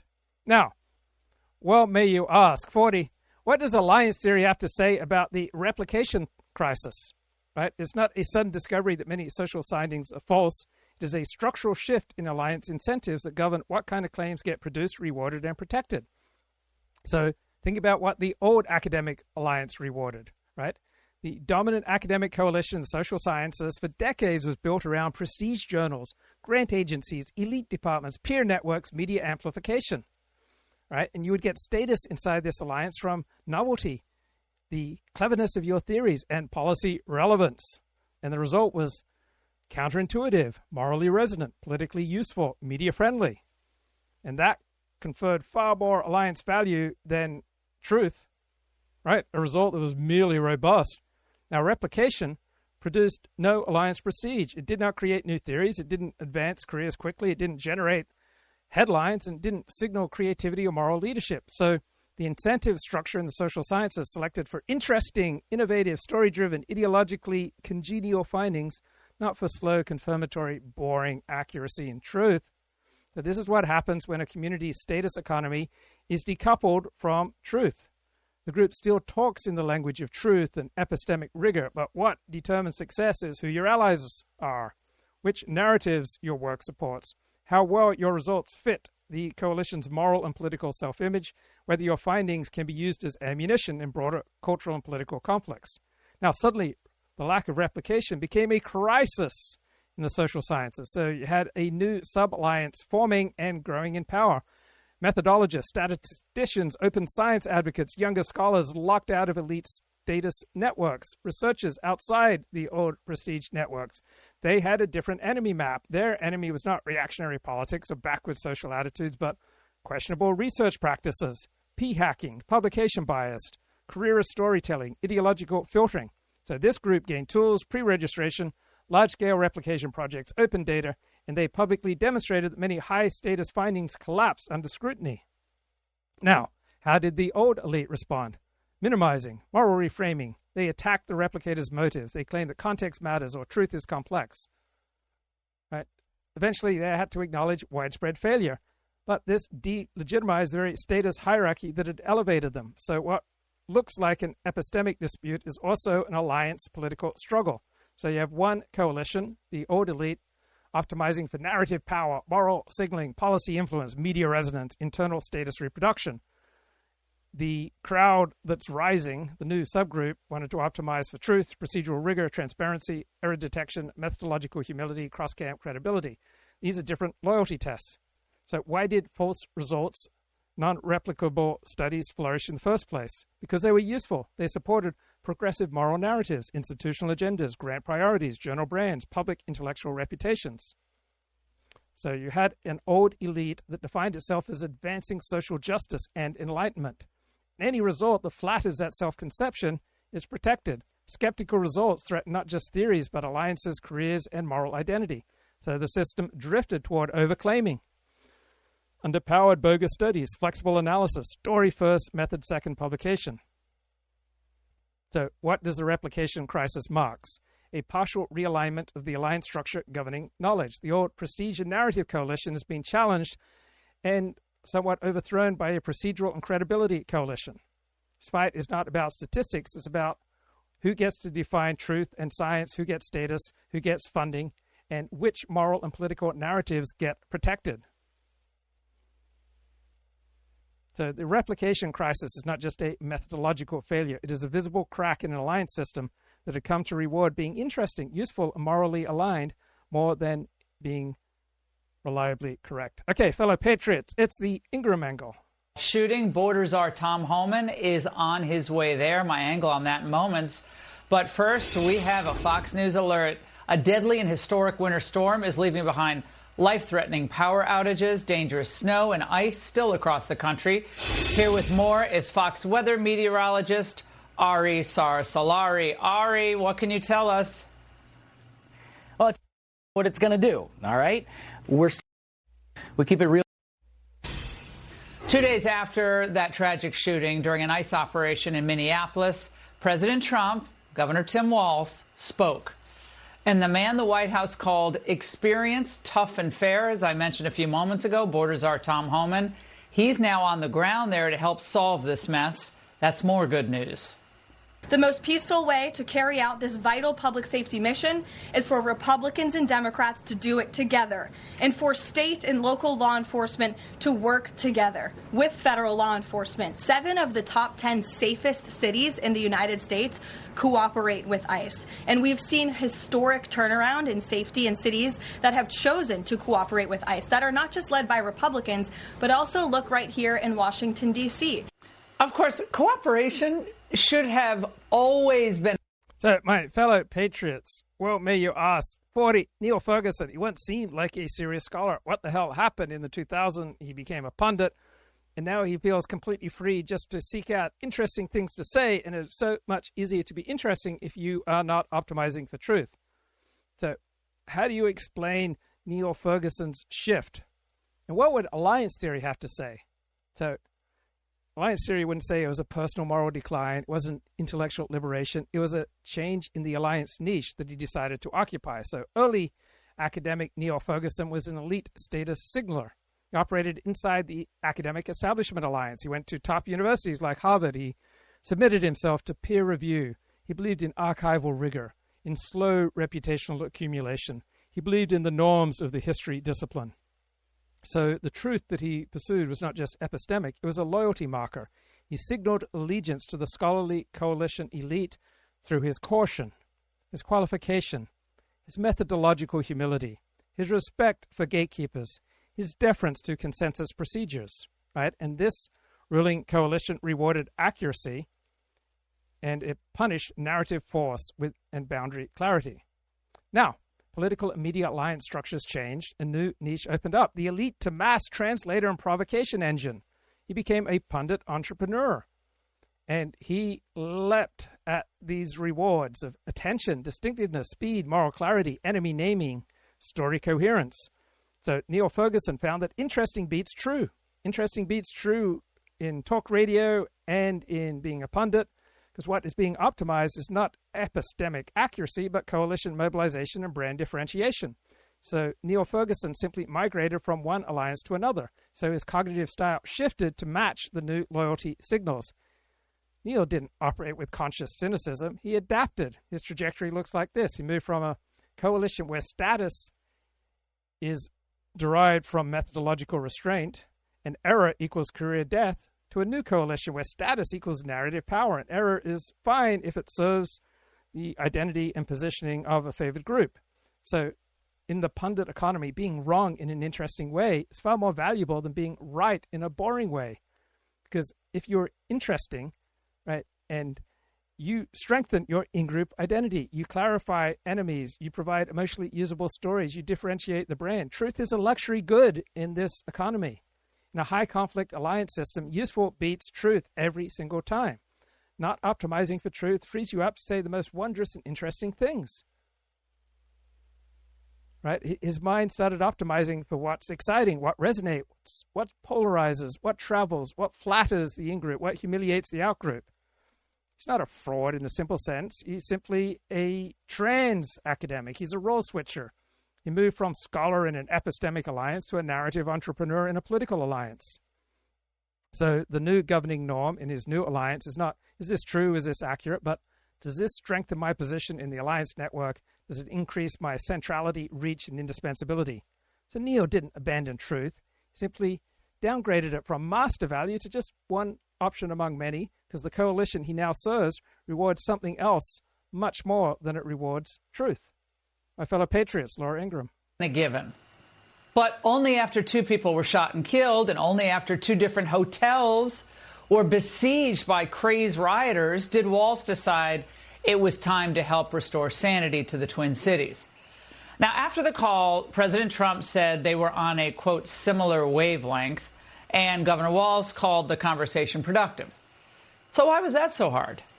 Now, when Biden and Obama carried out immigration arrests, there were no massive, angry protests in Minnesota, or frankly, anywhere. Millions were deported by Obama, and no one blinked an eye. Enforcement was permitted and even celebrated by the press. CNN even filmed ride-alongs with ICE back in 2016. Under the cloak of darkness in Chicago. Tack 1, guys. An immigration and customs enforcement team gears up for another long day. Copy. Pursuing undocumented immigrants who have been convicted of crimes in the U.S. We got 3 targets this morning. That's exactly what's happening here. People have outstanding orders of deportation. Overwhelmingly, they do. The individuals they're trying to pick up in the Twin Cities and across the country. So the double standard by Democrats and their press poodles is glaring and telling. So what explains the Daily Stormer's just absolute wall of silence about Laura Ingraham's contributions to our national discourse? Inquiring minds want to know. Now, well, may you ask, 40, does alliance theory provide any insights into how the National Review stays relevant in the age of Trump? So the National Review was once the elite coordination organ of the old Conservative Alliance, but it lost its base, and now it's struggling to stay relevant in a coalition that is built around populism. So in its original role, National Review defined the conservative in-group, it policed the out-group, and it provided elite moral and intellectual legitimacy for governing Republican coalitions. So William F. Buckley built, and the National Review coordinated, a coalition that used business and donor elites, anti-communist security institutions, religious trads, free market intellects, and respectable middle-class Republicans. And the National Review supplied transitivity. It told all these factions who their shared enemies were and why they belonged together. The enemies were communism, the New Left, secular moral decay, and liberal statism. Right, this made the Conservative coalition coherent and governable. Then you had the rise of MAGA and populism. So populism reclassified key institutions that the National Review had always treated as allies or as neutral arbiters, such as the FBI and intelligence agencies, federal courts, elite universities, prestige media, global trade institutions, corporate America. So for the populace, these are hostile outgroups. For National Review, they are part of the legitimate order that conservatism was meant to steward, not to overthrow. So there's a transitivity collapse. National Review and the populist base no longer shared the same ally-enemy map. So the elite coordination organ was seen as disloyal, out of touch, even traitorous. Its moral language began to sound like rationalizations for an alliance the base no longer inhabits. So the National Review's never Trump posture was not just ideological, it was alliance loyalty. Its writers were socially, professionally, and historically embedded in think tanks, courts, foreign policy establishments, donor networks, prestige journalism, Atlanticist institutions. Those were their allies. And Trump and MAGA attacks these institutions, and National Review experiences it as an attack on its own alliance network. National Review's rhetoric shifted to the importance of norms, institutions, character, the Constitution, liberal democracy, the rule of law. This is classic late-stage elite alliance language. They lost the mass audience, they lost mass loyalty, and so the elites have to sacralize procedure and legitimacy. Now, why is National Review still around? It coordinates a sub-alliance inside the right that includes donors, lawyers, judges, policy professionals, foreign policy hawks, and upper middle-class conservatives who fear populists. So the National Review is now the house journal of a narrow, high-status, institution-anchored conservative bloc. It cannot lead populism. Populist coalitions reward boundary hardeners, enemy namers, status warriors, charismatic loyalty, focal points. NR's comparative advantages, doctrinal coherence, institutional memory, elite respectability, rule system maintenance. Now, these traits are all liabilities in a mass populist revolt. So the National Review cannot be the voice of MAGA without ceasing to be National Review. So what is National Review's long-term role? Not mass mobilization, not coalition leadership, but elite stabilization and eventual post-populist re-coordination. If populism fails and Republicans seek a new respectable governing philosophy, something like National Review might become relevant again. Meanwhile, Fox tries to ride the populist tiger without being eaten. National Review refuses to ride it, instead guards the old citadel. No doubt been selective outrage by the liberal biased media and picking and choosing victims and highlighting their stories. President Trump does not want any Americans to lose their lives in the streets of America and in American communities across the country. He believes what happened on Saturday is a tragedy, but every life is equal to President Trump, and that's why the lives of Laken Riley and Jocelyn Nungray continue to matter to him and be an utmost priority to him to this very day. And it's unfortunate that we did not see the same. So the National Review once was primarily written by academics, and then in the 1990s, under Rich Lowry, its writers are mainly glib pundits. So what the heck happened? So National Review, when it started in the 1950s and 60s, its main problem was elite legitimacy. The Conservative Alliance was trying to enter and displace a ruling class that was academic, bureaucratic, and intellectual. So its rivals were university-based liberalism, technocratic Keynesianism, Cold War policy elites on the left, and high culture arbiters. So the coalition needed professors, needed people who could fight on the terrain of political philosophy, history, economics, theology, and high-status intellectual debate. So the National Review functioned as an elite credentialing factory, wanted to prove that conservatism could meet liberalism on its own prestige academic ground. So the pages were full of all these high-brow intellects and serious scholars. So when a coalition tries to gain entry into high-status institutions, it has to recruit high-status signalers. By the 1990s, this alliance structure had changed. Conservatism was no longer an outsider elite faction. It had captured the presidency multiple times, it had taken over think tanks, it populated the judiciary, it had built out donor networks, it created its own media ecosystem, it no longer sought intellectual legitimacy, it was mass coordination and emotional loyalty in a post-Cold War, culture war environment. So the rival set shifted. It was no longer Marxist professors, the enemy was Hollywood, television, advertising, pop culture, late-night comedy, cable news, lifestyle journalism. So in this changed environment, professors became bad alliance tools. They speak too slowly, too cautiously, too abstractly. Right? They signal elite distance, not tribal intimacy. So the National Review's coordination needs change from theory building to identity signaling, from legitimation to mobilization, from bridging to establishment, from boundary policing against cultural elites. So a coalition moves from elite contestation to mass identity conflict, and its communication shifts from scholars to performers. Pundits are better at friend-enemy dramatization, moral outrage, narrative compression, status signaling, daily repetition, emotional synchronization. So pundits create a common knowledge of who's with us and who's against us far more efficiently than academics do. So the National Review transformed from a professor's journal to a pundit magazine, as the National Review changed from an alliance legitimator to an alliance cheerleader and boundary enforcer. National Review no longer needed to prove it was intellectually respectable. It needed to keep its mass base emotionally aligned in an accelerating media war, so the talent profile changed accordingly. So 1950s, 1960s, 1970s, National Review focused on elite bridge building. From the 1990s on, it wanted to become an in-group signal amplifier.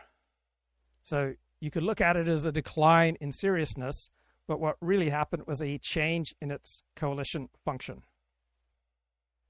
Type of sensationalist media coverage over the tragic deaths. All these deaths, and I'm glad President Trump said that. Any death on the street is something he never wants to see. Not by drug addiction, not by firearms, not accidental. He doesn't want to see anyone dead. Okay, all of these deaths, the ones that Caroline just rattled off, all those individuals, they turn out to be collateral damage to the open borders mafia, who blow their whistles and shriek inanities about how Trump is Hitler. Now, on camera, you hear them prattle on about how they're protecting their neighbors. But they don't bat an eye when their neighbors' daughters are raped by an illegal or run over by an illegal with, his second DWI. So the hardcore communists who give the octane to these mobs have one overriding goal. We have to keep this in mind with all the other noise we're hearing. Their goal is to destabilize America by frustrating a key pillar of the Trump agenda. And of course, that's border enforcement. Now, no doubt the White House, they see this very clearly. They know what's going on. So the president, smartly, is committed to a thorough, unbiased investigation. That's good. And it's going to include not just the shooting itself, but what led up to the shooting. What occurred was calculated. Well, may you ask, 40 how does alliance theory explain Fox News and its trajectory? So Fox News is not a media company that shifted right and shifted populist. It's an alliance organ that has evolved as the Republican coalition has evolved. Right? It survives by continually renegotiating its position inside a volatile populist alliance system. So Fox emerged in the 1990s when the conservative coalition lacked a mass market narrative coordinator. The old alliance was business elites, Cold War hawks, Christian evangelicals, suburban Republicans, talk radio audiences. They shared enemies, but they lacked a unifying cultural signaler. Fox solved that by becoming the central coordination node. It supplied common maps of the enemy, shared moral language, daily identity reinforcement, elite mass bridging. So Fox created transitivity. If you watched Fox, you knew who we were and who they were. Fox synchronized donors, voters, churches, and politicians into a single cognitive and emotional coalition. Populism became a shock to that alliance. So Trump revealed that Fox was no longer the primary focal point of the right-wing alliance. We have a new super alliance formed around working-class status resentment, cultural humiliation, institutional distrust, nationalist identity, internet-native outrage cycles. So the primary enemies were not just liberals, but the entire old elite layer, including parts of the Republican establishment and even Fox News itself. So when a mass faction becomes more emotionally fused and more distrustful of institutions, it will bypass its own former elite coordinators. And that's what happened. Trump's direct communication, social media influences, YouTube and podcast ecosystems, Telegram and alt media networks bypassed Fox. So Fox sits in an awkward structural position and must remain legible to regulators, attractive to advertisers, plausible to courts, acceptable to cable distributors, connected to political elites, but at the same time must retain emotional credibility with a populist base that despises institutions, must police boundary language, it must offer conspiracy, rival, exciting narratives, and a sense that we are the resistance. So Fox is trying to be both an establishment bridge and an insurgent identity organ. So Fox oscillates. When it leans institutional, it loses trust with the base. When it leans populist, risks lawsuits, advertiser boycotts, and elite defection. So it cycles. It flirts with populist rage. It pulls back to protect legal and economic allies. It re-signals loyalty to the base. Then it re-signals responsibility to institutions. Right? This is not incoherence. It is coalition management under stress. So Fox's revenue depends on being the primary identity reinforcement channel for a large, emotionally mobilized in-group. Populism increases emotional intensity, but it decreases loyalty to any single coordinator. So the more radical, the more populist, the more distrustful the Republican base becomes, the more it fragments across platforms and personalities. So Fox tries to platform populist figures without surrendering editorial control. Fox tries to adopt populist language while keeping corporate structure. Fox tries to outsource radicalism to personalities while preserving the brand. Fox tries to signal, we are with you without becoming you. This is alliance hedging. So there are three possible future trajectories for Fox News. It becomes a successful, stable translator between the populist base and institutional power, much as talk radio was, keeps market dominance and moderates its tone. It's possible that the populist base will defect from Fox, or it can keep a mass audience but lose agenda-setting power, becomes just one alliance node among many rather than the central coordinator. So Fox is no longer the architect of the Republican coalition. It is a service provider to that coalition, desperately trying to remain indispensable while the coalition itself has become more suspicious of any central authority, including that of Fox News. With them, that is, if we form an alliance, we oppose our allies' enemies, and we support our allies' friends. That's transitivity. Interdependence. This is probably the broadest and most underexplored one, but I think it's perhaps one of the most important ones. This is just generally whether a person or individual benefits you or not, whether they are acting in your self-interest or not. You could think of this in terms of someone acting against your self-interest. Say if you're competing with someone for status or resources, then you would be negatively interdependent with them and you would not want to form an alliance with them because it is in your interests to lower their status or to lower their access to resources so that you can get more of those resources for yourself. So that would be a kind of negative interdependence. A positive interdependence would be these people are inclined to help you, to share information with you, to trade with you, et cetera, et cetera. So interdependence are just, a cooperative relationship wherein parties benefit each other either directly or indirectly that is likely to lead to alliances. So those are the three criteria I discuss in the paper. So what about national conservatism? What does alliance theory have to say about the rise of Yoram, Hazony, and national conservatism? So it's not so much a new ideology, it is a new attempt to reorganize and stabilize a fractured right-wing alliance by giving it a coherent enemy map, moral language, and elite coordination. So the problem that Yoram Hazony is solving is alliance drift. So after the Cold War, the old conservative super alliance was free markets, religious trads, nationalists, U.S. global leadership, and constitutionalists. Right? This coalition lost transitivity. This coalition's elites embraced globalization and cultural liberalism. The base experienced status loss, cultural displacement, institutional hostility. They lost their jobs. They no longer shared the same enemies. Populists saw universities, NGOs, media, transnational institutions as hostile. Establishment conservatives treated these institutions as neutral or as allies. So Yoram Hazony redrew the ally-enemy map. So national conservatism comes along and says, our allies are nations, nationalists, families, churches, armies, inherited cultures. Our enemies are the globalists, the transnational bureaucracies, these universalist moral regimes, these cosmopolitan elites, the human rights industrial complex, managerial liberalism.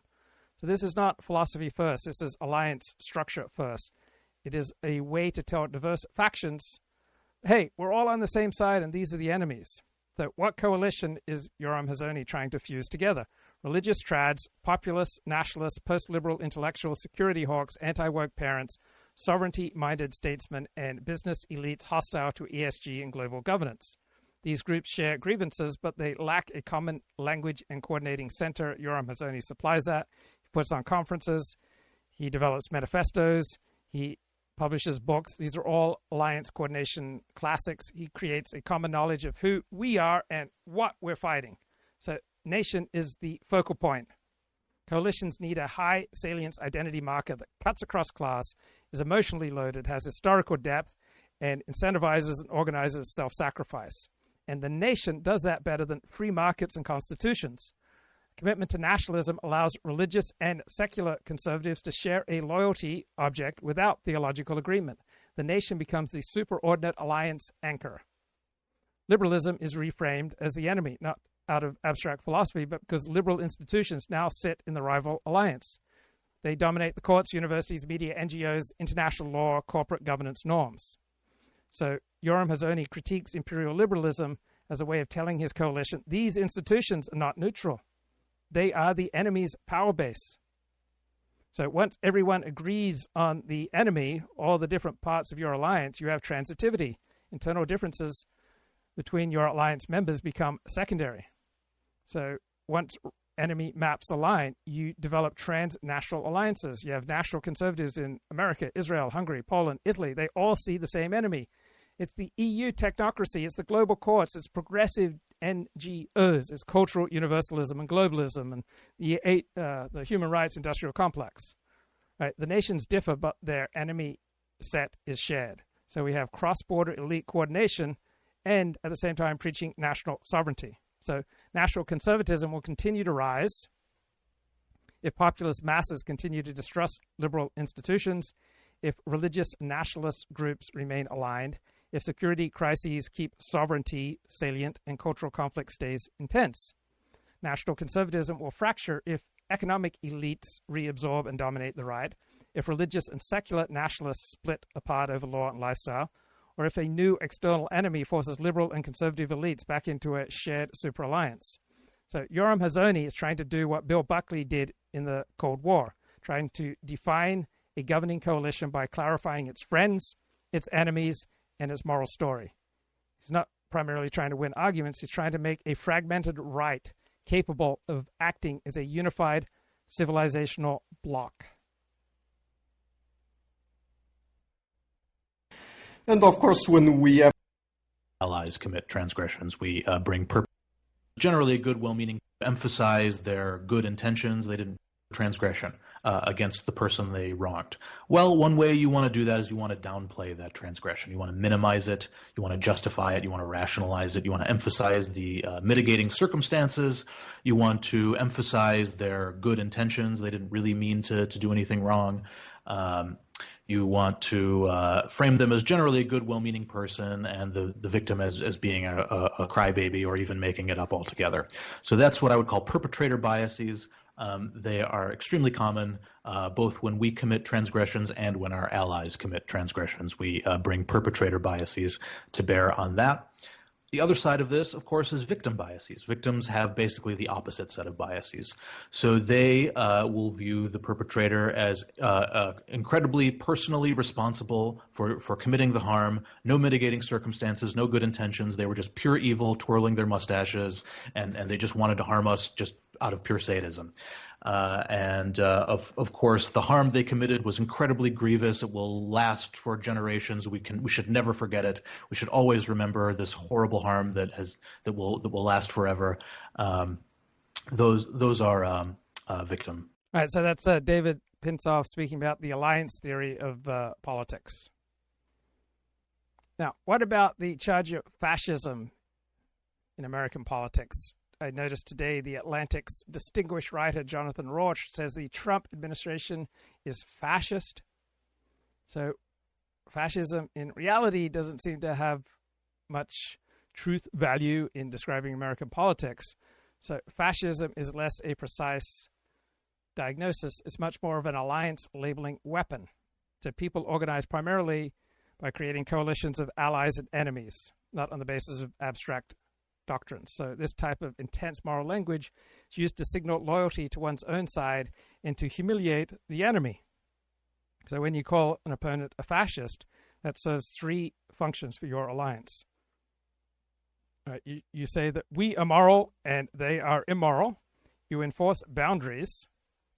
You signal that any cooperation, compromise, or sympathy with the enemy is betrayal. So you harden in-group boundaries and you discourage defection. You raise the cost of cross-coalition bridging.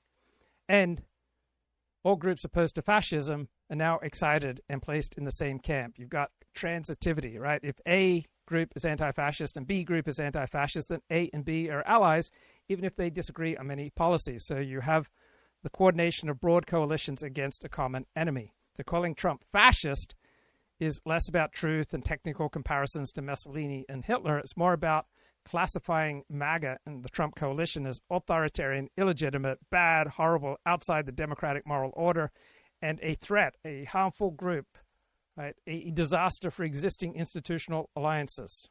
So you try to mobilize and unify groups whose primary shared feature is opposition to fascism and to MAGA, even if your coalition differs internally on economics, culture, and policy. Biases. You could think of it as the exact opposite of perpetrator biases. And then there's another class of interesting biases that relate to conflicts over status and resources. This presumably would also be a recurrent source of conflict in ancestral environments. And the way we resolve these conflicts is by making attributions about the causes of disadvantages and advantages. That is, if we attribute a person's advantages to their internal dispositions, that is their intelligence, their talent, their wisdom, their creativity, their work ethic, then we're inclined to side with that person and let them have their advantages or their resources. But if a person lost a lot of resources or status through no fault of their own, through misfortune, through bad luck, or through mistreatment or exploitation by others, then we're inclined to side with them and we're inclined to give resources to them and compensate them. So how do we explain the never Trump principled constitutional conservatives, right? Towering intellects like Jonah Goldberg and William Crystal and the writers for the Bulwark. So this cohort are not primarily defenders of abstract norms. They're members of a collapsing alliance network who choose to remain loyal to an old coalition even after its mass base defected. So in the old coalition, you had neocon foreign policy elites, you had free market globalists, you had constitutional originalists, you had Cold War hawks, you had donor class Republicans, you had the prestige media and the think tank world, and your enemies were the communists, the Soviets, the third world authoritarians, domestic new left radicalism and Islamism, and rogue states. So you had a hierarchical, elite-driven, institutionally embedded conservative coalition. And its moral language was constitutionalism, democracy promotion, free markets, rule-based order. Right? People like Jonah Goldberg and Bill Kristol, they weren't just intellectuals, they were alliance legitimizers. Their job was to provide the moral and intellectual grammar that made this elite coalition feel righteous and coherent. Then Trump comes along. Doesn't just change policies, he redefines the enemy. So suddenly, for Republicans, the primary enemies become the permanent bureaucracy, intelligence agencies, globalists, global trade institutions, corporate media, universities, transnational NGOs, and the old Republican donor class. So the mass base reclassified these conservative core institutional allies as enemies. So this created a transitivity crisis. Jonah Goldberg and Bill Kristol faced a choice. They could reassign allies and they could update their moral language, or they could remain loyal to their existing alliance and reinterpret the populist base as the new enemy. They chose the second, and they intensified their commitment to moral principles. So when an alliance loses power, loses dominance, its moral vocabulary must become more abstract, legalistic, universalist, and moralistic. This is a classic coalition defense move. When you can't win on numbers or emotional loyalty, you elevate procedural norms and legitimacy rules. You turn our side into the Constitution, liberal democracy, the founders, norms, the rule of law. Right? This isn't lying about caring about the Constitution. It's using the Constitution as a coalition-preserving signal. So who are you defending? Foreign policy establishment, the intelligence community, the judiciary, the prestige press, the donor class, the Atlanticist world order, the post-Cold War elite settlement. These were allies for decades. Then Trump and MAGA come along and directly attack them. So the loyalty by people like Jonah Goldberg and William Kristol to these long-standing allies is cognitively and morally prior to any ideological consistency. So the Goldbergs and Kristols reframe the conflict. It's not elite versus populist. It was about constitutionalism versus authoritarianism. The problem wasn't institutional decay. It was norm erosion. You don't have an alliance shift in the Republican Party. We have a moral emergency. So they found they were better off aligning with liberals. The old Republican coalition had lost its base, so transitivity logic kicked in. Their enemies' enemies became their friends. So progressive elites, media, security agencies, globalist Democrats now shared a rival, Trump and the populist right. So never-Trump conservatives found themselves in a new bridging alliance, even while insisting they had not changed sides. So when alliances shift, actors insist values stayed constant, and only one side went crazy. So their long-term role will never be to lead a mass coalition again. Their natural habitat is elite magazines, think tanks, university centers, bipartisan democracy, defense NGOs, and transatlantic policy networks. They will remain morally confident and culturally influential within these elite institutions and structurally disconnected from the mass right-wing base. So they're not traitors, they're not heroes, they are loyalists to a fallen alliance order. They're choosing institutional continuity over populist transitivity. Their principles are real, but their alliance commitments are even deeper and more powerful than their constitutional principled conservatism. Help them in whatever way we can. So naturally, if there's a conflict over resources or status, then we're going to want to attribute our high-status allies advantages to their internal dispositions. They're smart and hardworking. And our low-status allies' disadvantages to external factors. They were just unlucky, or they were preyed upon by exploitative people. And so we have both of these biases, and we employ them depending on whether our allies are in the advantaged position or the disadvantaged position, and we do that in a strategic way. Those are attributional biases. Okay, this has been real exciting, mate. I'll talk to you later. Bye-bye.